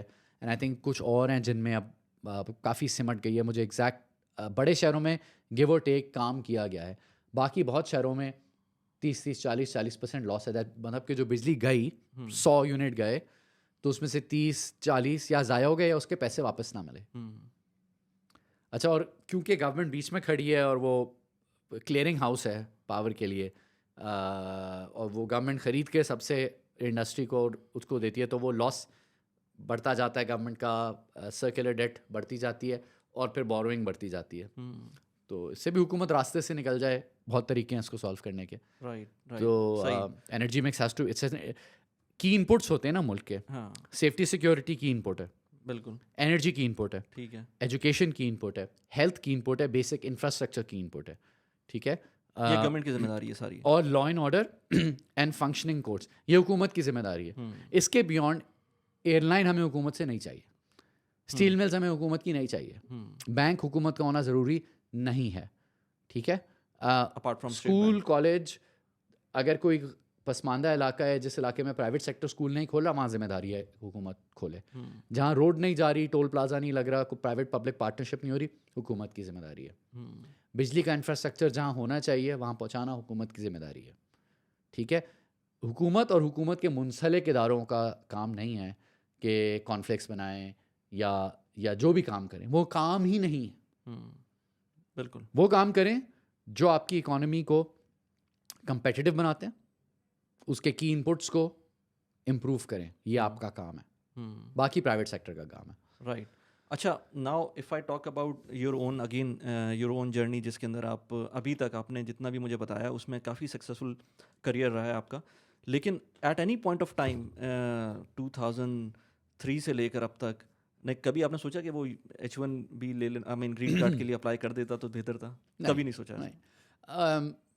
नहीं, वापस एक तो दूर बहुत है और वो मेरे दिमाग में एक पूरा मैट्रिक्स बना हुआ है कि आप जो सारी दुनिया की जगह हैं जहाँ पर हमारे जैसा Pakistani capital and Pakistani talent move हो सकता है, तो उसको मैंने एक कंपैरिजन किया हुआ है उसका।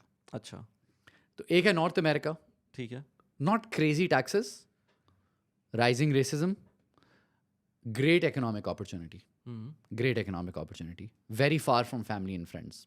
अब आप इसको मेजर कर लें अपने हिसाब से, फिर आ जाता है यूरोप, पुअर इकोनॉमिक अपॉर्चुनिटीज, ठीक है, rising racism, insanely high taxes, poor economic justice, right? तो even dwindling political structure. तो आप सोच लें, आप ये आपके पास ऑप्शन है।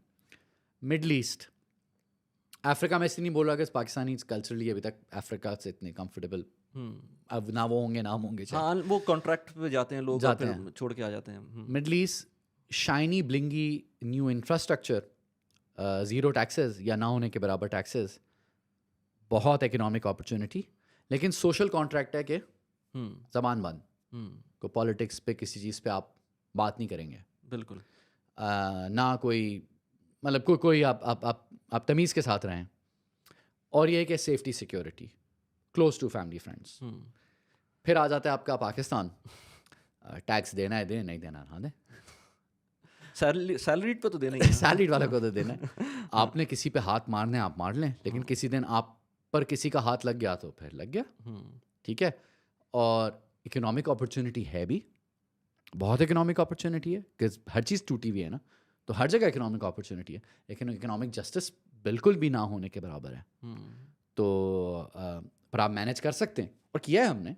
पाकिस्तान में काम करना पड़ता है, पाकिस्तान में ज़रा जो भी काम आप कर रहे हैं थोड़ा पाकिस्तान के हिसाब से करना पड़ता थोड़ा वैसे करना पड़ता है, बट लेकिन है वो अपना मुल्क, अपना मुल्क है, हमारा मुल्क है, जैसा भी है।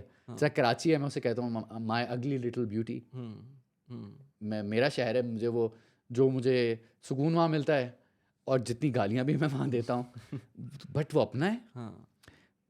तो आप इसको मेजर कर लें, फिर आप देख लें Far East, great infrastructure, great economic opportunity, also economic justice, also वहाँ पर भी आप Far East is also a social contract way you keep your trap को, बट ये कि वहाँ लॉन्ग टर्म आपकी कोई एक्विटी सिटीजनशिप वगैरह नहीं मिलती पाकिस्तानियों को। टैक्स रेट्स भी बहुत ज़्यादा क्रेजी हाई नहीं है, एवरेज हैं, 15-18 टाइप टैक्स रेट्स, 15-18-20 टाइप, बड़े बड़ी फेयर टाइप की वो fair and balance type societies हैं। फिर ऑस्ट्रेलिया के अपने डायनामिक्स होंगे, मैंने कभी उसको स्टडी नहीं किया। राइट, हाँ तो वो भी आप उसको यूके जैसा समझ सकते हैं, कनाडा जैसा समझ सकते हैं। तो आप देख लेते हैं कि मेरे लिए क्या ये तो आपने ये मैट्रिक्स बाकायदा बनाया हुआ है? मेरे दिमाग में बना अच्छा, हुआ है। दिमाग में बना हुआ है। आप ये 5-6 चीज़ें लिख लें, इनके वेट्स असाइन कर लें, और देख लें कि आपके लिए क्या वर्कआउट करता है। बिल्कुल सही है। कोई आप अमेरिका रहना चाहते हैं, आप रहें वहाँ, सीखें, ग्रो करें। आप ग्रो करेंगे, रेमिटेंस भेजेंगे, अपने फैमिली फ्रेंड्स को उठाएंगे, आपको देख के आपके और दोस्त, रिश्तेदार, मोहल्लेदार शायद ज़्यादा पढ़ेंगे, ठीक है, आपकी वो कंट्रीब्यूशन है। आप पाकिस्तान में रह के काम कर रहे हैं, मुश्किल उसके थ्रू गुजर रहे हैं, आपकी तो बहुत ज़्यादा कंट्रीब्यूशन है, वहाँ बिजनेसेस बना रहे हैं, सही बात है। आपकी अलग कंट्रीब्यूशन है। हर एक सही एक तरह कंट्रीब्यूट नहीं कर सकता, बिल्कुल। सब अपनी तरह से कंट्रीब्यूट करें। तो अभी आप यहाँ पर दुबई में बेस कर रहे हैं, और आप पूरी मार्केट्स को देखते हैं, सऊदी जैसे your venture also contributes Egypt में भी करते हैं, या आपके जो इनडायरेक्टली हुई हुई हैं इन्वेस्टमेंट्स इजिप्ट में, लेकिन डायरेक्टली किसी स्टार्टअप में इत्तेफाक से इजिप्ट में नहीं हुई हुई। अच्छा। I think my understanding of that market is the least amongst the MENA regions, okay. yeah. तो यहाँ सऊदी है, यूएई है, लेट्स से अगर इस रीजन को देखें, जो आजकल खासतौर पे कोविड के बाद से, तो मैंने देखा है कि जो ब्लेसिंग इन डिस्गाइज कोविड ने प्रोड्यूस किया है, कि मेरी जैसी कंपनी जिसके अंदर मैं काम करता हूँ, उन लोगों ने भी अलाउ कर दिया कि वर्क फ्रॉम होम कर सकते हैं, वर्क फ्रॉम होम कंट्री कर सकते हैं, वो बिल्कुल खुल गए। मतलब ऐसा कभी सोच भी नहीं सकते थे कि हम इस तरह से हो सकता है। प्लस ये कि जिस तरह से वीज़ा रिजीम्स इन्होंने चेंज किए हैं, अब यहाँ पर गोल्डन वीज़ा, फ्रीलांस वीज़ा, ये सारी चीज़ें हैं। तो आप, और इवन अब सऊदी भी जो बढ़ा है, तो दोनों को अगर आप देखें, सऊदी को और दुबई को, यूएई को, तो कैसा देखते हैं यहाँ रहते हुए? बड़ा सिंपली देखें, अगर आपने मैं सोच रहा हूँ आप पाकिस्तान के पर्सपेक्टिव से बात कर रहे होंगे। राइट। इस वक्त आप पाकिस्तान में किसी asset management company, bank, insurance, इन सब से बात करें, जो 2-3-4 साल का ट्रेन टैलेंट है, वो अब अवेलेबल नहीं है, क्योंकि वो सारा पिछले कुछ सालों में सऊदी में, यूएई में सक हो गया। टैलेंट कहाँ जाता है? सबसे पहले टैलेंट वहाँ जाना चाहता है where they can be a part of something. Saudi में जा रहे हैं आप, जिस कंपनी में भी काम कर रहे हैं, वो एक विजन 2030, वो लैंडस्केपिंग कंपनी भी जो है ना, विजन 2030 तो एक उन्होंने क्रिएट कर लिया है, लोग एक्साइटेड होते हैं। टैलेंट वहाँ जाता है जहाँ और अच्छा टैलेंट है। दुबई इसकी इस वक्त, I think Dubai leads, because Dubai में you find people from all around the world, an amazing talent, top talent, घर के करीब रहते हुए, इस एनवायरनमेंट में रहते हुए, 1.5 घंटे की फ़्लाइट पे, 1.5 घंटे की फ़्लाइट पे इतना अच्छा टैलेंट पूल के साथ डेली इंटरेक्ट करना, it's very high value, especially for people like us who are primarily knowledge workers. तीसरा, टैलेंट को इक्विटी चाहिए होती है। या तो कोई कंपनी है जिसमें काम करते हैं, वहाँ पर उसका शेयर्स हैं, या जिस मुल्क में रहते हैं वहाँ 20 साल की मॉर्गेज मिल जाती है, या कोई गोल्डन वीज़ा मिल जाता है। ये इक्विटी की फॉर्म्स है ना, क्या इससे अच्छा मेरा कुछ है। तो ये मुल्क इंटेलिजेंटली टैलेंट और कैपिटल को अट्रैक्ट कर रहे हैं। कोई हफ्ता ऐसा नहीं गुजरता वली जब मुझे किसी दोस्त की पाकिस्तान से कॉल नहीं आए कि मुझे यूएई में या सऊदी में कंपनी रजिस्टर करनी है। एंड वो पाकिस्तानी बिजनेसेस ही हैं जो फिर अपना आके अब फ्रंट यहाँ खोल रहे हैं, विच इज़ गुड। लेकिन बहुत सारे तो सैलरी क्लास टैलेंट तो यहाँ आ रहा है बिकॉज इन्होंने एक सेफ एनवायरनमेंट क्रिएट की है। वो एक बहुत बड़ा रिस्क है पाकिस्तान के लिए। लेकिन उसकी एक आप कह सकते हैं अंडरलाइंग सिल्वर लाइनिंग ये कि अगर वो ट्रेन हो रहा है इन मोर competitive मार्केट्स amongst मोर competitive टैलेंट, चाहे यहाँ चाहे यूरोप चाहे अमेरिका चाहे ऑस्ट्रेलिया में, वो ट्रेन हो रहा है, चाहे फार ईस्ट में। कल को अपॉर्चुनिटीज़ अच्छी आएंगी, वो वापस भी जा सकता है। इंडिया में ये हुआ है कि 10-20 साल इकोनॉमी अच्छी चली, आज top investment bankers, top consultants, top technologist के लिए it's as worth it being in India, as worth being in India, तो वापस आए हैं। तो पाकिस्तानी टैलेंट अगर इस वक्त जाके वो हो रहा है तो फाइन, बट जो बड़ी मसले की बात है, सारे बड़े पाकिस्तान के फैमिली ऑफिसेज, मैं इस वक्त 50 की लिस्ट बना सकता हूँ आपके सामने और उसी एक्सेल शीट पे लिख के दे सकता हूँ कि उन 50 हाउसेज में से फैमिली के 1 मेंबर्स या 2 मेंबर्स यहाँ पर मूव हो गए हैं। That is your biggest risk. आप उन पे टैक्स लगा रहे हैं, आपने उनकी फॉरेन एसेट्स पे टैक्स लगा दिया है, आपने वो ग्लोबल टैक्स लेते हैं पाकिस्तान अमेरिका की तरह ग्लोबल टैक्सेशन लेता है।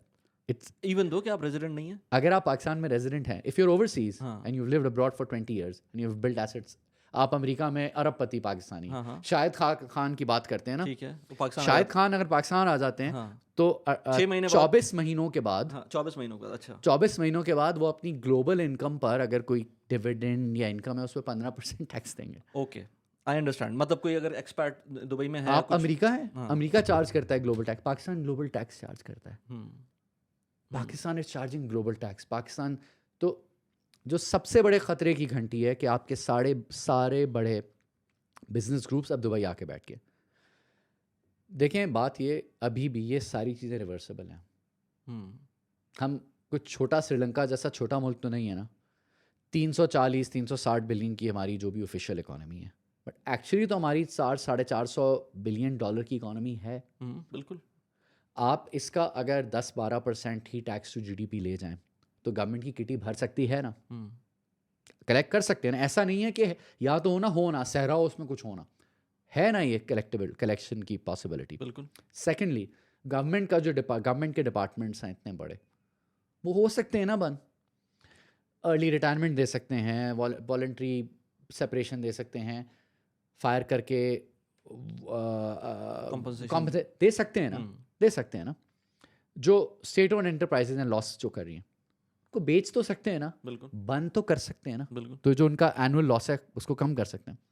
एनर्जी पॉलिसी वॉप्ड है, टॉप के 10 लोग जमा करें टीम में, which includes energy specialist, financial specialist, M&A advisers. टॉप के पाकिस्तान का टैलेंट दुनिया भर में अवेलेबल है, हमारे पास पाकिस्तान में अवेलेबल है, and lawyers and government servants. कर सकते हैं ना, कोई नेगोशिएट सॉल्व हो सकता है ना। Education, health care, public private partnership के थ्रू सॉल्व हो सकता है ना। कोई उसके 10 डिफरेंट तरीके हैं। 10 लोगों से आप एक्सपर्ट से बात करेंगे, 10 एक्सपर्ट्स अलग राय देंगे। आप उस राय को कोलेट करके 4 ऑप्शन चूज कर सकते हैं, चारों ऑप्शन का A/B टेस्ट रन कर सकते हैं ना। चलो यार ठीक है, चारों पायलट्स ट्राई कर लेते हैं। हेल्थ में ये कर सकते हैं ना, इंफ्रास्ट्रक्चर में पब्लिक प्राइवेट पार्टनरशिप के थ्रू बना सकते हैं ना, इंडस्ट्री को रिवाइव कर सकते हैं ना। ये जो बेवकूफ़ाना टैक्स पॉलिसीज़ हैं इनको एक रात में चेंज करके वापस अट्रैक्ट कर सकते हैं ना। रोशन डिजिटल अकाउंट बनाया था, नया पाकिस्तान सर्टिफिकेट बनाया था, उसमें गारंटी की थी कि ये पैसा बाहर ले जाने पे कोई रोक टोक नहीं होगी, और वो हो रहा है। बिल्कुल ठीक है। सही है, हाँ। बाहर से ज़्यादा रेट दिया तो नॉन पाकिस्तानी तो अनकंफर्टेबल फील करता है, लेकिन पाकिस्तानी ने कंफर्टेबल फील करके डाल दिए ना पैसे, तो ये हो सकता है ना। हाँ। तो द रीज़न वाई मैं चलें आजकल दुबई में हूँ, मैं दुबई को मजाक में दोस्तों को कहता हूँ कि ये कराची का सबसे अच्छा मोहल्ला है। 1.5 घंटे में मैं घर पहुँच जाता हूँ, ज़्यादा से ज़्यादा 2-2.5 घंटे ट्रैवल टाइम, इतना कभी कभी कराची में भी लग जाता है। 4 घंटे में डोर टू डोर आप आ सकते हैं। मैं सेल्स कॉल्स करता था BMA के ज़माने में, एलेक्सर के ज़माने में। सुबह गए पोर्ट कासिम इंडस मोटर्स से मिले, फिर गए साइट एरिया वहाँ पर जी लिबर्टी टेक्सटाइल से या किसी और से मिले, फिर क्लिफ्टन में हपको से मिले, फिर दोबारा कहीं शहर के बीच में मीटिंग करके आए। 4-5 घंटे तो वैसे ही रोड्स पे फिरते थे। तो यार 3 घंटे की फ़्लाइट क्या है? तो सारे मसले सॉल्व हो सकते हैं और ये 5 साल के अंदर सॉल्व हो सकते हैं और ये 5 साल के अंदर सॉल्व हो जाएंगे। तो इसीलिए हम समझे DHA फेज़ 13 में दुबई में कुछ अर्सा रहते हैं, महीने में 1-2 दफ़ा कराची भी आते जाते रहते हैं। मैं अपने आप को इंटरऑपरेबल समझता हूँ। मेरे कराची के दोस्तों से, फैमिली वालों से भी हर वक्त मुलाकात होती है। वो पूछ रहे होते हैं दुबई में हो, सब कराची में हो। दुबई वाले पूछ रहे होते हैं कराची में हो, दुबई में हो। तो ये सेटअप अभी वर्क कर रहा है, पर रहना तो पाकिस्तान में है। इसको ठीक करना है और ये हो जाएगा। और आई थिंक कि जो सैलरीड क्लास के लोग हैं, जो बिजनेस करते हैं लोग, जो कॉर्पोरेट फार्मर्स हैं, थोड़े प्रोग्रेसिव थिंकिंग गवर्नमेंट सर्वेंट्स हैं, थोड़े प्रोग्रेसिव थिंकिंग इवन मिलिट्री के लोग हैं, उनको थोड़ा सामने आना पड़ेगा, बोलना पड़ेगा। और वक्त आ गया कि लोग अब सबकी बात सुन लेंगे।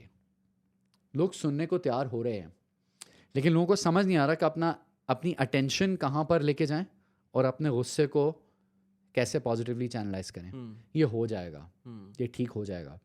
इस पर मेहनत करनी पड़ेगी और ये एक बंदे का काम नहीं है, ये कुछ हज़ार लोगों का काम है। बिल्कुल ऐसे ही है। मेरे इतने दोस्त यहाँ जानने वाले हैं और अभी recently last I think 4 years के अंदर काफ़ी लोग मूव किए हैं जिनके बिजनेसेस चल रहे हैं। इनफैक्ट वो शायद 2 दिन 3 दिन हफ्ते में यहाँ रहते हैं और फिर 2 दिन 3 दिन हफ्ते में पाकिस्तान में रहते हैं। फैमिलीज़ पूरी लेकिन यहाँ रह रही हैं क्योंकि फिर वो जाहिर सी बात है टैक्स के अंदर आपको बेनिफिट मिलता है, फैमिलीज़ के नाम पर आप एसेट्स बना सकते हैं। वो लोग तो यहीं पर रह रहे हैं ना। खुद आपका ठीक है आना जाना शायद 180 डेज से ऊपर का हो जाए पाकिस्तान में, लेकिन ये चीज़ सिर्फ इसलिए बंदा कर रहा है, इतनी प्रॉब्लम में इसलिए जा रहा है कि बेसिक इंफ्रास्ट्रक्चर पाकिस्तान के अंदर ख़ास तौर पे कराची के अंदर बिल्कुल जो 180 डेज वाला रूल है, इससे आपको फ़ायदा हो रहा है? नहीं हो रहा, ख़त्म कर दें। हाँ ठीक है, सेफ्टी एंड सिक्योरिटी का मसला है ना, लोग अपनी फैमिलीज़ को मूव कर रहे हैं, उसको ठीक करें, लोग वापस आ जाएंगे। ठीक है, tax rate compare to services is poor, but डरते क्यों है टैक्स रेट कम करते हुए कि कलेक्शन कम हो जाएगी? उसकी वजह ये है कि आप सबसे कलेक्ट नहीं कर रहे। रिटेल पे लगाएं टैक्स, 1 महीना हंगामा होगा, 2 महीना हंगामा होगा, 3 महीना हंगामा होगा, करें, डील करें उसको। राइट आपने क्यों इतनी छूट? इट्स जस्ट लाइक एक पेरेंट होता है, एक बच्चा स्पॉइल हो जाता है, you have to sometimes bring the child back in the loop.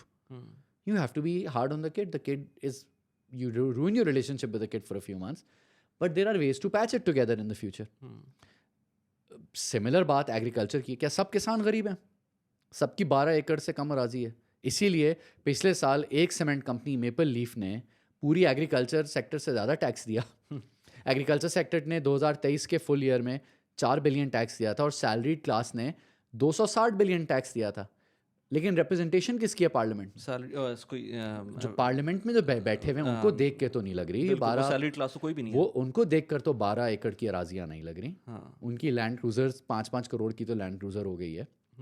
एक स्टार्टअप की पूरी सीड कैपिटल की एक लैंड क्रूजर खड़ी होती है पार्लियामेंट के बाहर। उनको देख कर तो कोई गुर्बत का आलम नहीं नज़र आ रहा। इंडस मोटर्स वगैरह का डेटा उठा के देख लें, सेल सारी कहाँ होती है? बल्क ऑफ सेल सीजन के बाद पंजाब में होती है, कैश पे होती है।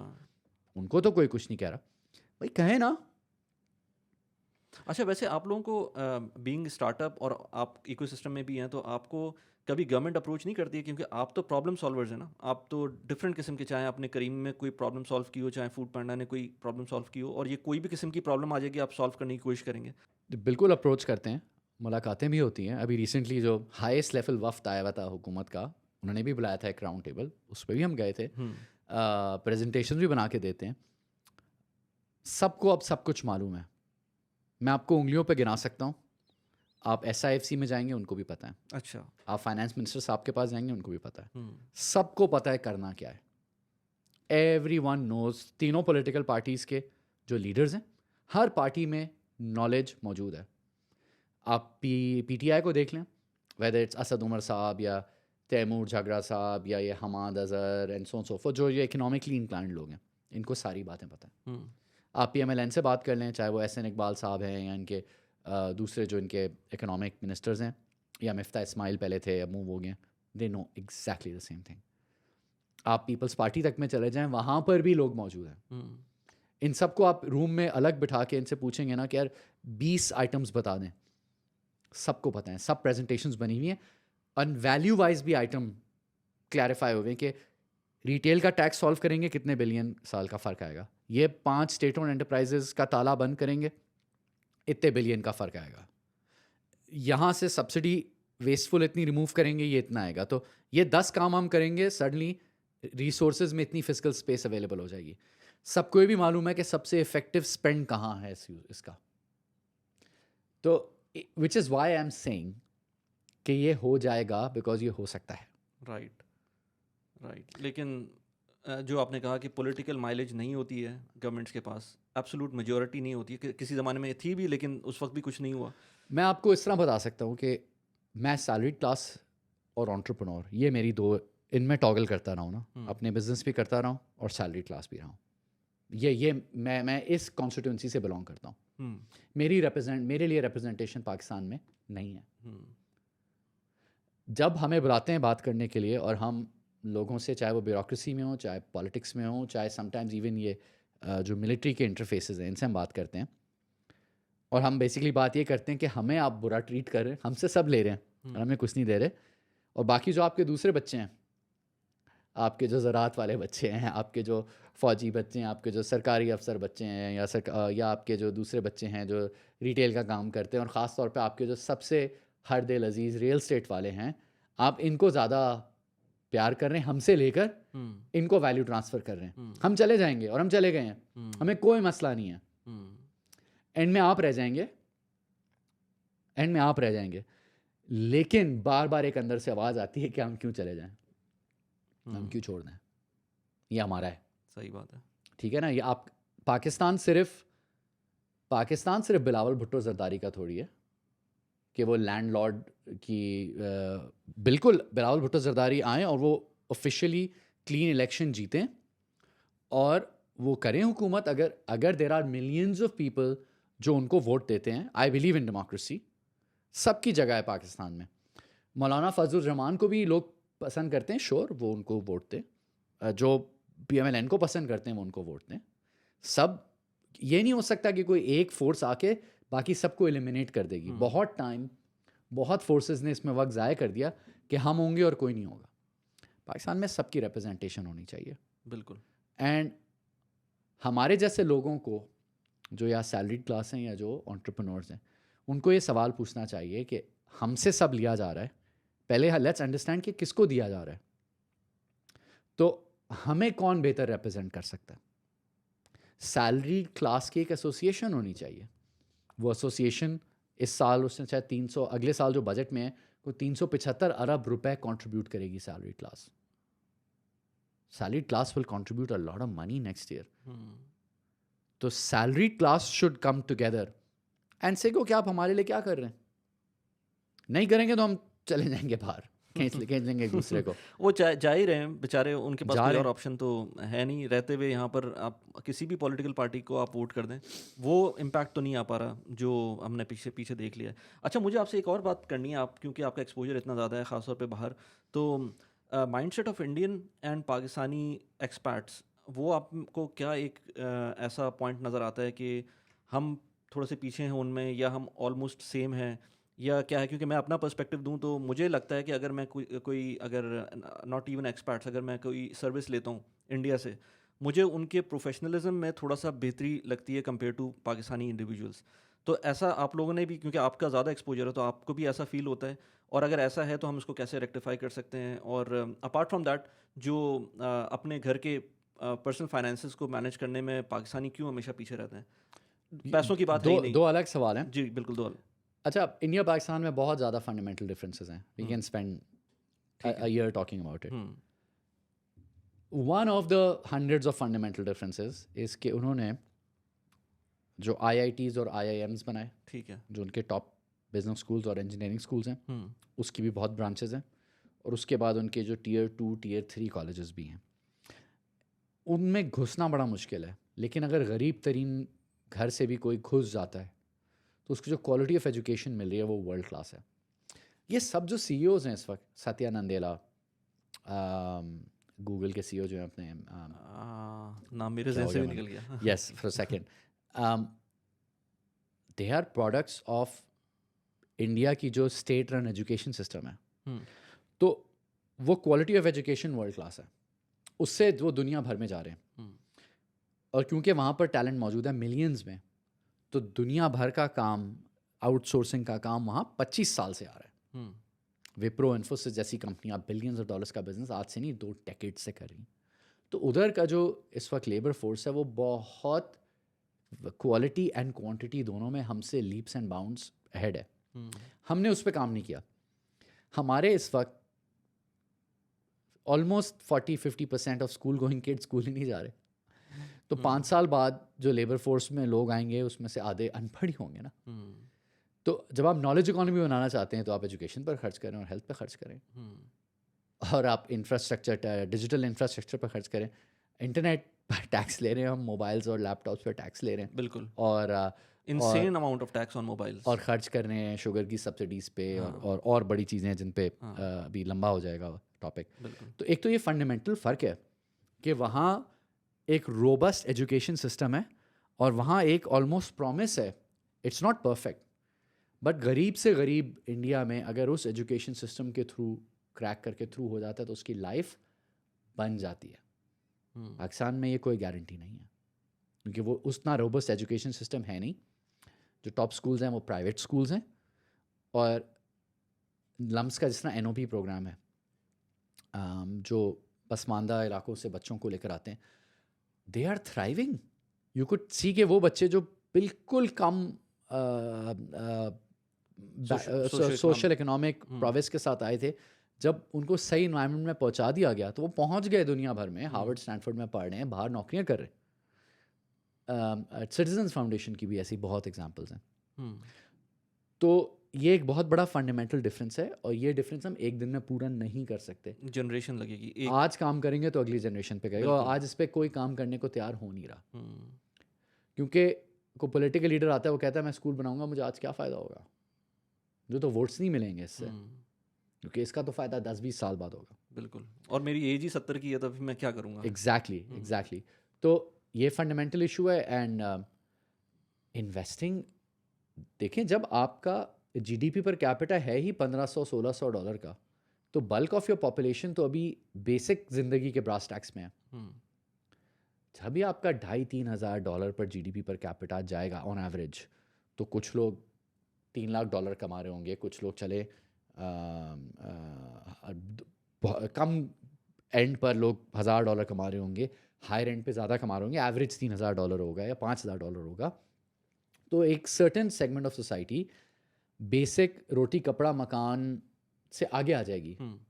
अब उसकी नेक्स्ट जनरेशन पढ़ना शुरू हो गई होगी, तो अब उसकी डिस्पोजेबल इनकम में कुछ सेविंग की गुंजाइश आएगी। फिर वो सेविंग्स के लिए जब रास्ते ढूंढेंगे तो पहले तो पुराना गोल्ड, फिर ज़मीन, जब ये चीज़ें पूरी होंगी फिर वो आएंगे बिल्कुल फॉर्मल सेटअप पे। तो ये भी एक जनरेशनल चीज़ है, आप इसको एक साथ नहीं चेंज कर सकते। क्योंकि ये माइंडसेट भी है ना, इवन दो कि आपके पास पैसे आ भी जाएं, जो एक्सपर्ट्स होते हैं उनके पास तो पैसे आ चुके होते हैं ना, लेकिन वो भी अभी उसी माइंडसेट पे चल रहे होते हैं। खासतौर पे जो रियल एस्टेट है, चाहे वो पाकिस्तान में करें चाहे वो दुबई में करें, लेकिन वो माइंडसेट वही होता है। अभी भी एक्विटीज़ की तरफ कोई नहीं जा रहा होता। बहुत कम लोग हैं जो एक्विटीज़ में बाहर रह के जा रहे होते हैं, इवन US की एक्विटीज़ में नहीं जा रहे होते, और जाते हैं तो वो बहुत छोटी अमाउंट से जा रहे होते हैं। यहाँ पर तो ऐसे लोग अवेलेबल हैं इंडिया में भी, और इवन गोरों को मैं मिलता हूँ तो 100% उनकी जो इन्वेस्टमेंट्स होती हैं वो एक्विटीज़ में होती हैं। वो कहीं रियल एस्टेट में कोई अपना घर भी नहीं होता उनके पास।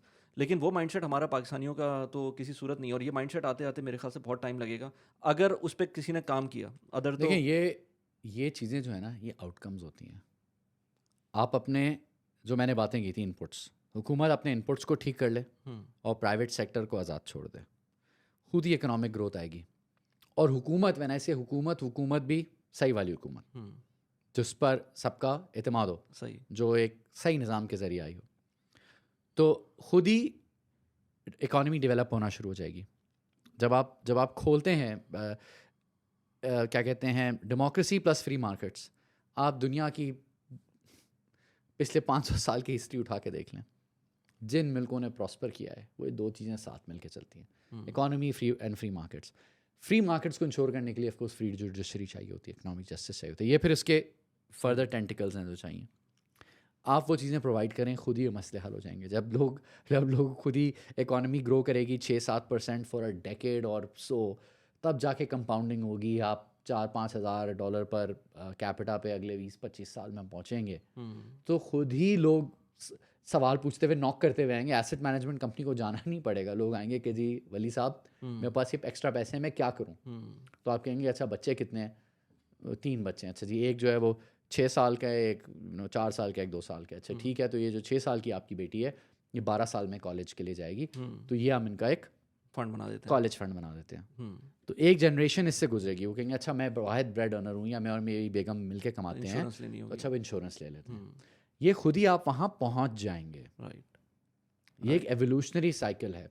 मैंने 8 साल पाकिस्तान में फाइनेंशियल सर्विसेज में गुजारे हैं। और वो time again I am just imagining कि कोई नॉलेज नहीं थी लोगों को, आपने काफ़ी ज़्यादा मुश्किल हुई होगी आप लोगों पहले को। तो जियो में और CNBC में कोई 4-5 साल इन्वेस्टमेंट्स सेविंग्स पर बात की करने की।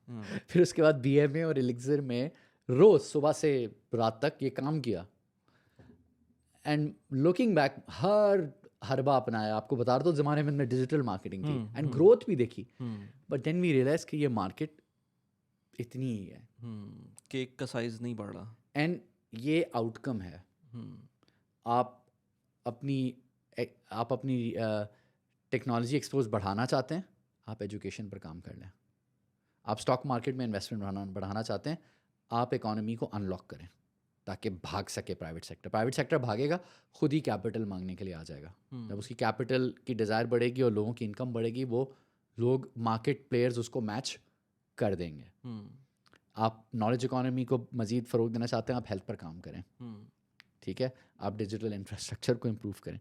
आप इंडस्ट्रियल इकोनॉमी बनाना चाहते हैं, तो आप इंडस्ट्री के लिए क्या चाहिए होता है? बिजली, ज़मीन, मशीनरी खुद बनाएं या इंपोर्ट करें, और टैलेंट। तो फिर इन चारों इनपुट्स को इम्प्रूव करें।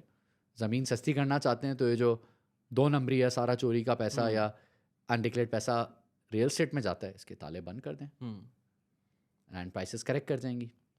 बिजली की हमने थोड़ी सी बात की, एनर्जी मिक्स ठीक करना है, जो लॉसेस हैं उनको अरेस्ट करना है, एंड जो फ्यूचर जनरेशन कैपेसिटी लगानी है वो अच्छी और चीपर लगानी है, और लोकल इम्पोर्टेड पे लगानी, ये ठीक हो जाएगा।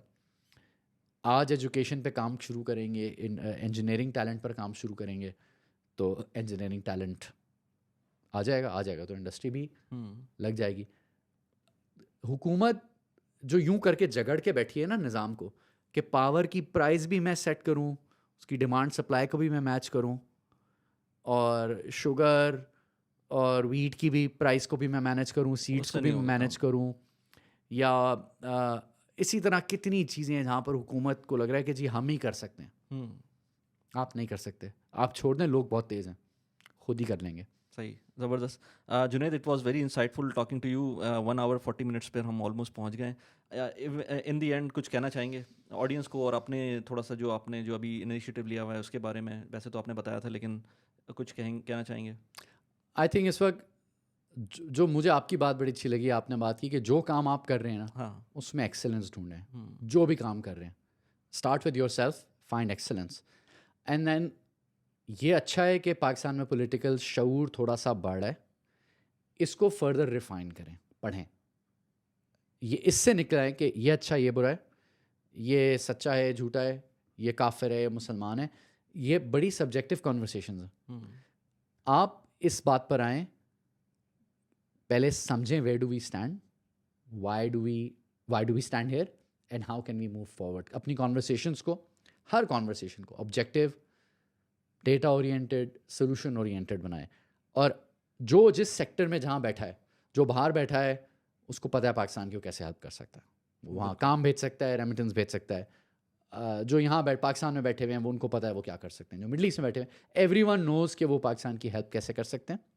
और एक हेल्प ये भी है कि आवाज़ उठा सकते हैं, ख़ास तौर पे जो मैं जिनसे मेरी मतलब दिल से दिल को राह होती है, जो पाकिस्तान के एंटरप्रेन्योर्स हैं और जो पाकिस्तान के सैलरीड क्लास हैं, जिनका दर्द मैं खुद समझ सकता हूँ। आप अपनी आवाज़ उठाएं, काम सारा आप कर रहे हैं, फ़ायदा कोई और लेके जा रहा है। फ़ायदा कोई और लेके जा रहा है। बिल्कुल। चलें यार, thank you very much, thank you Junaid for coming, और इंशाल्लाह आप good luck for your ventures as well, thank you. And hopefully will collaborate soon again. इंशाल्लाह। Thank you so much. Thank you. Thank you.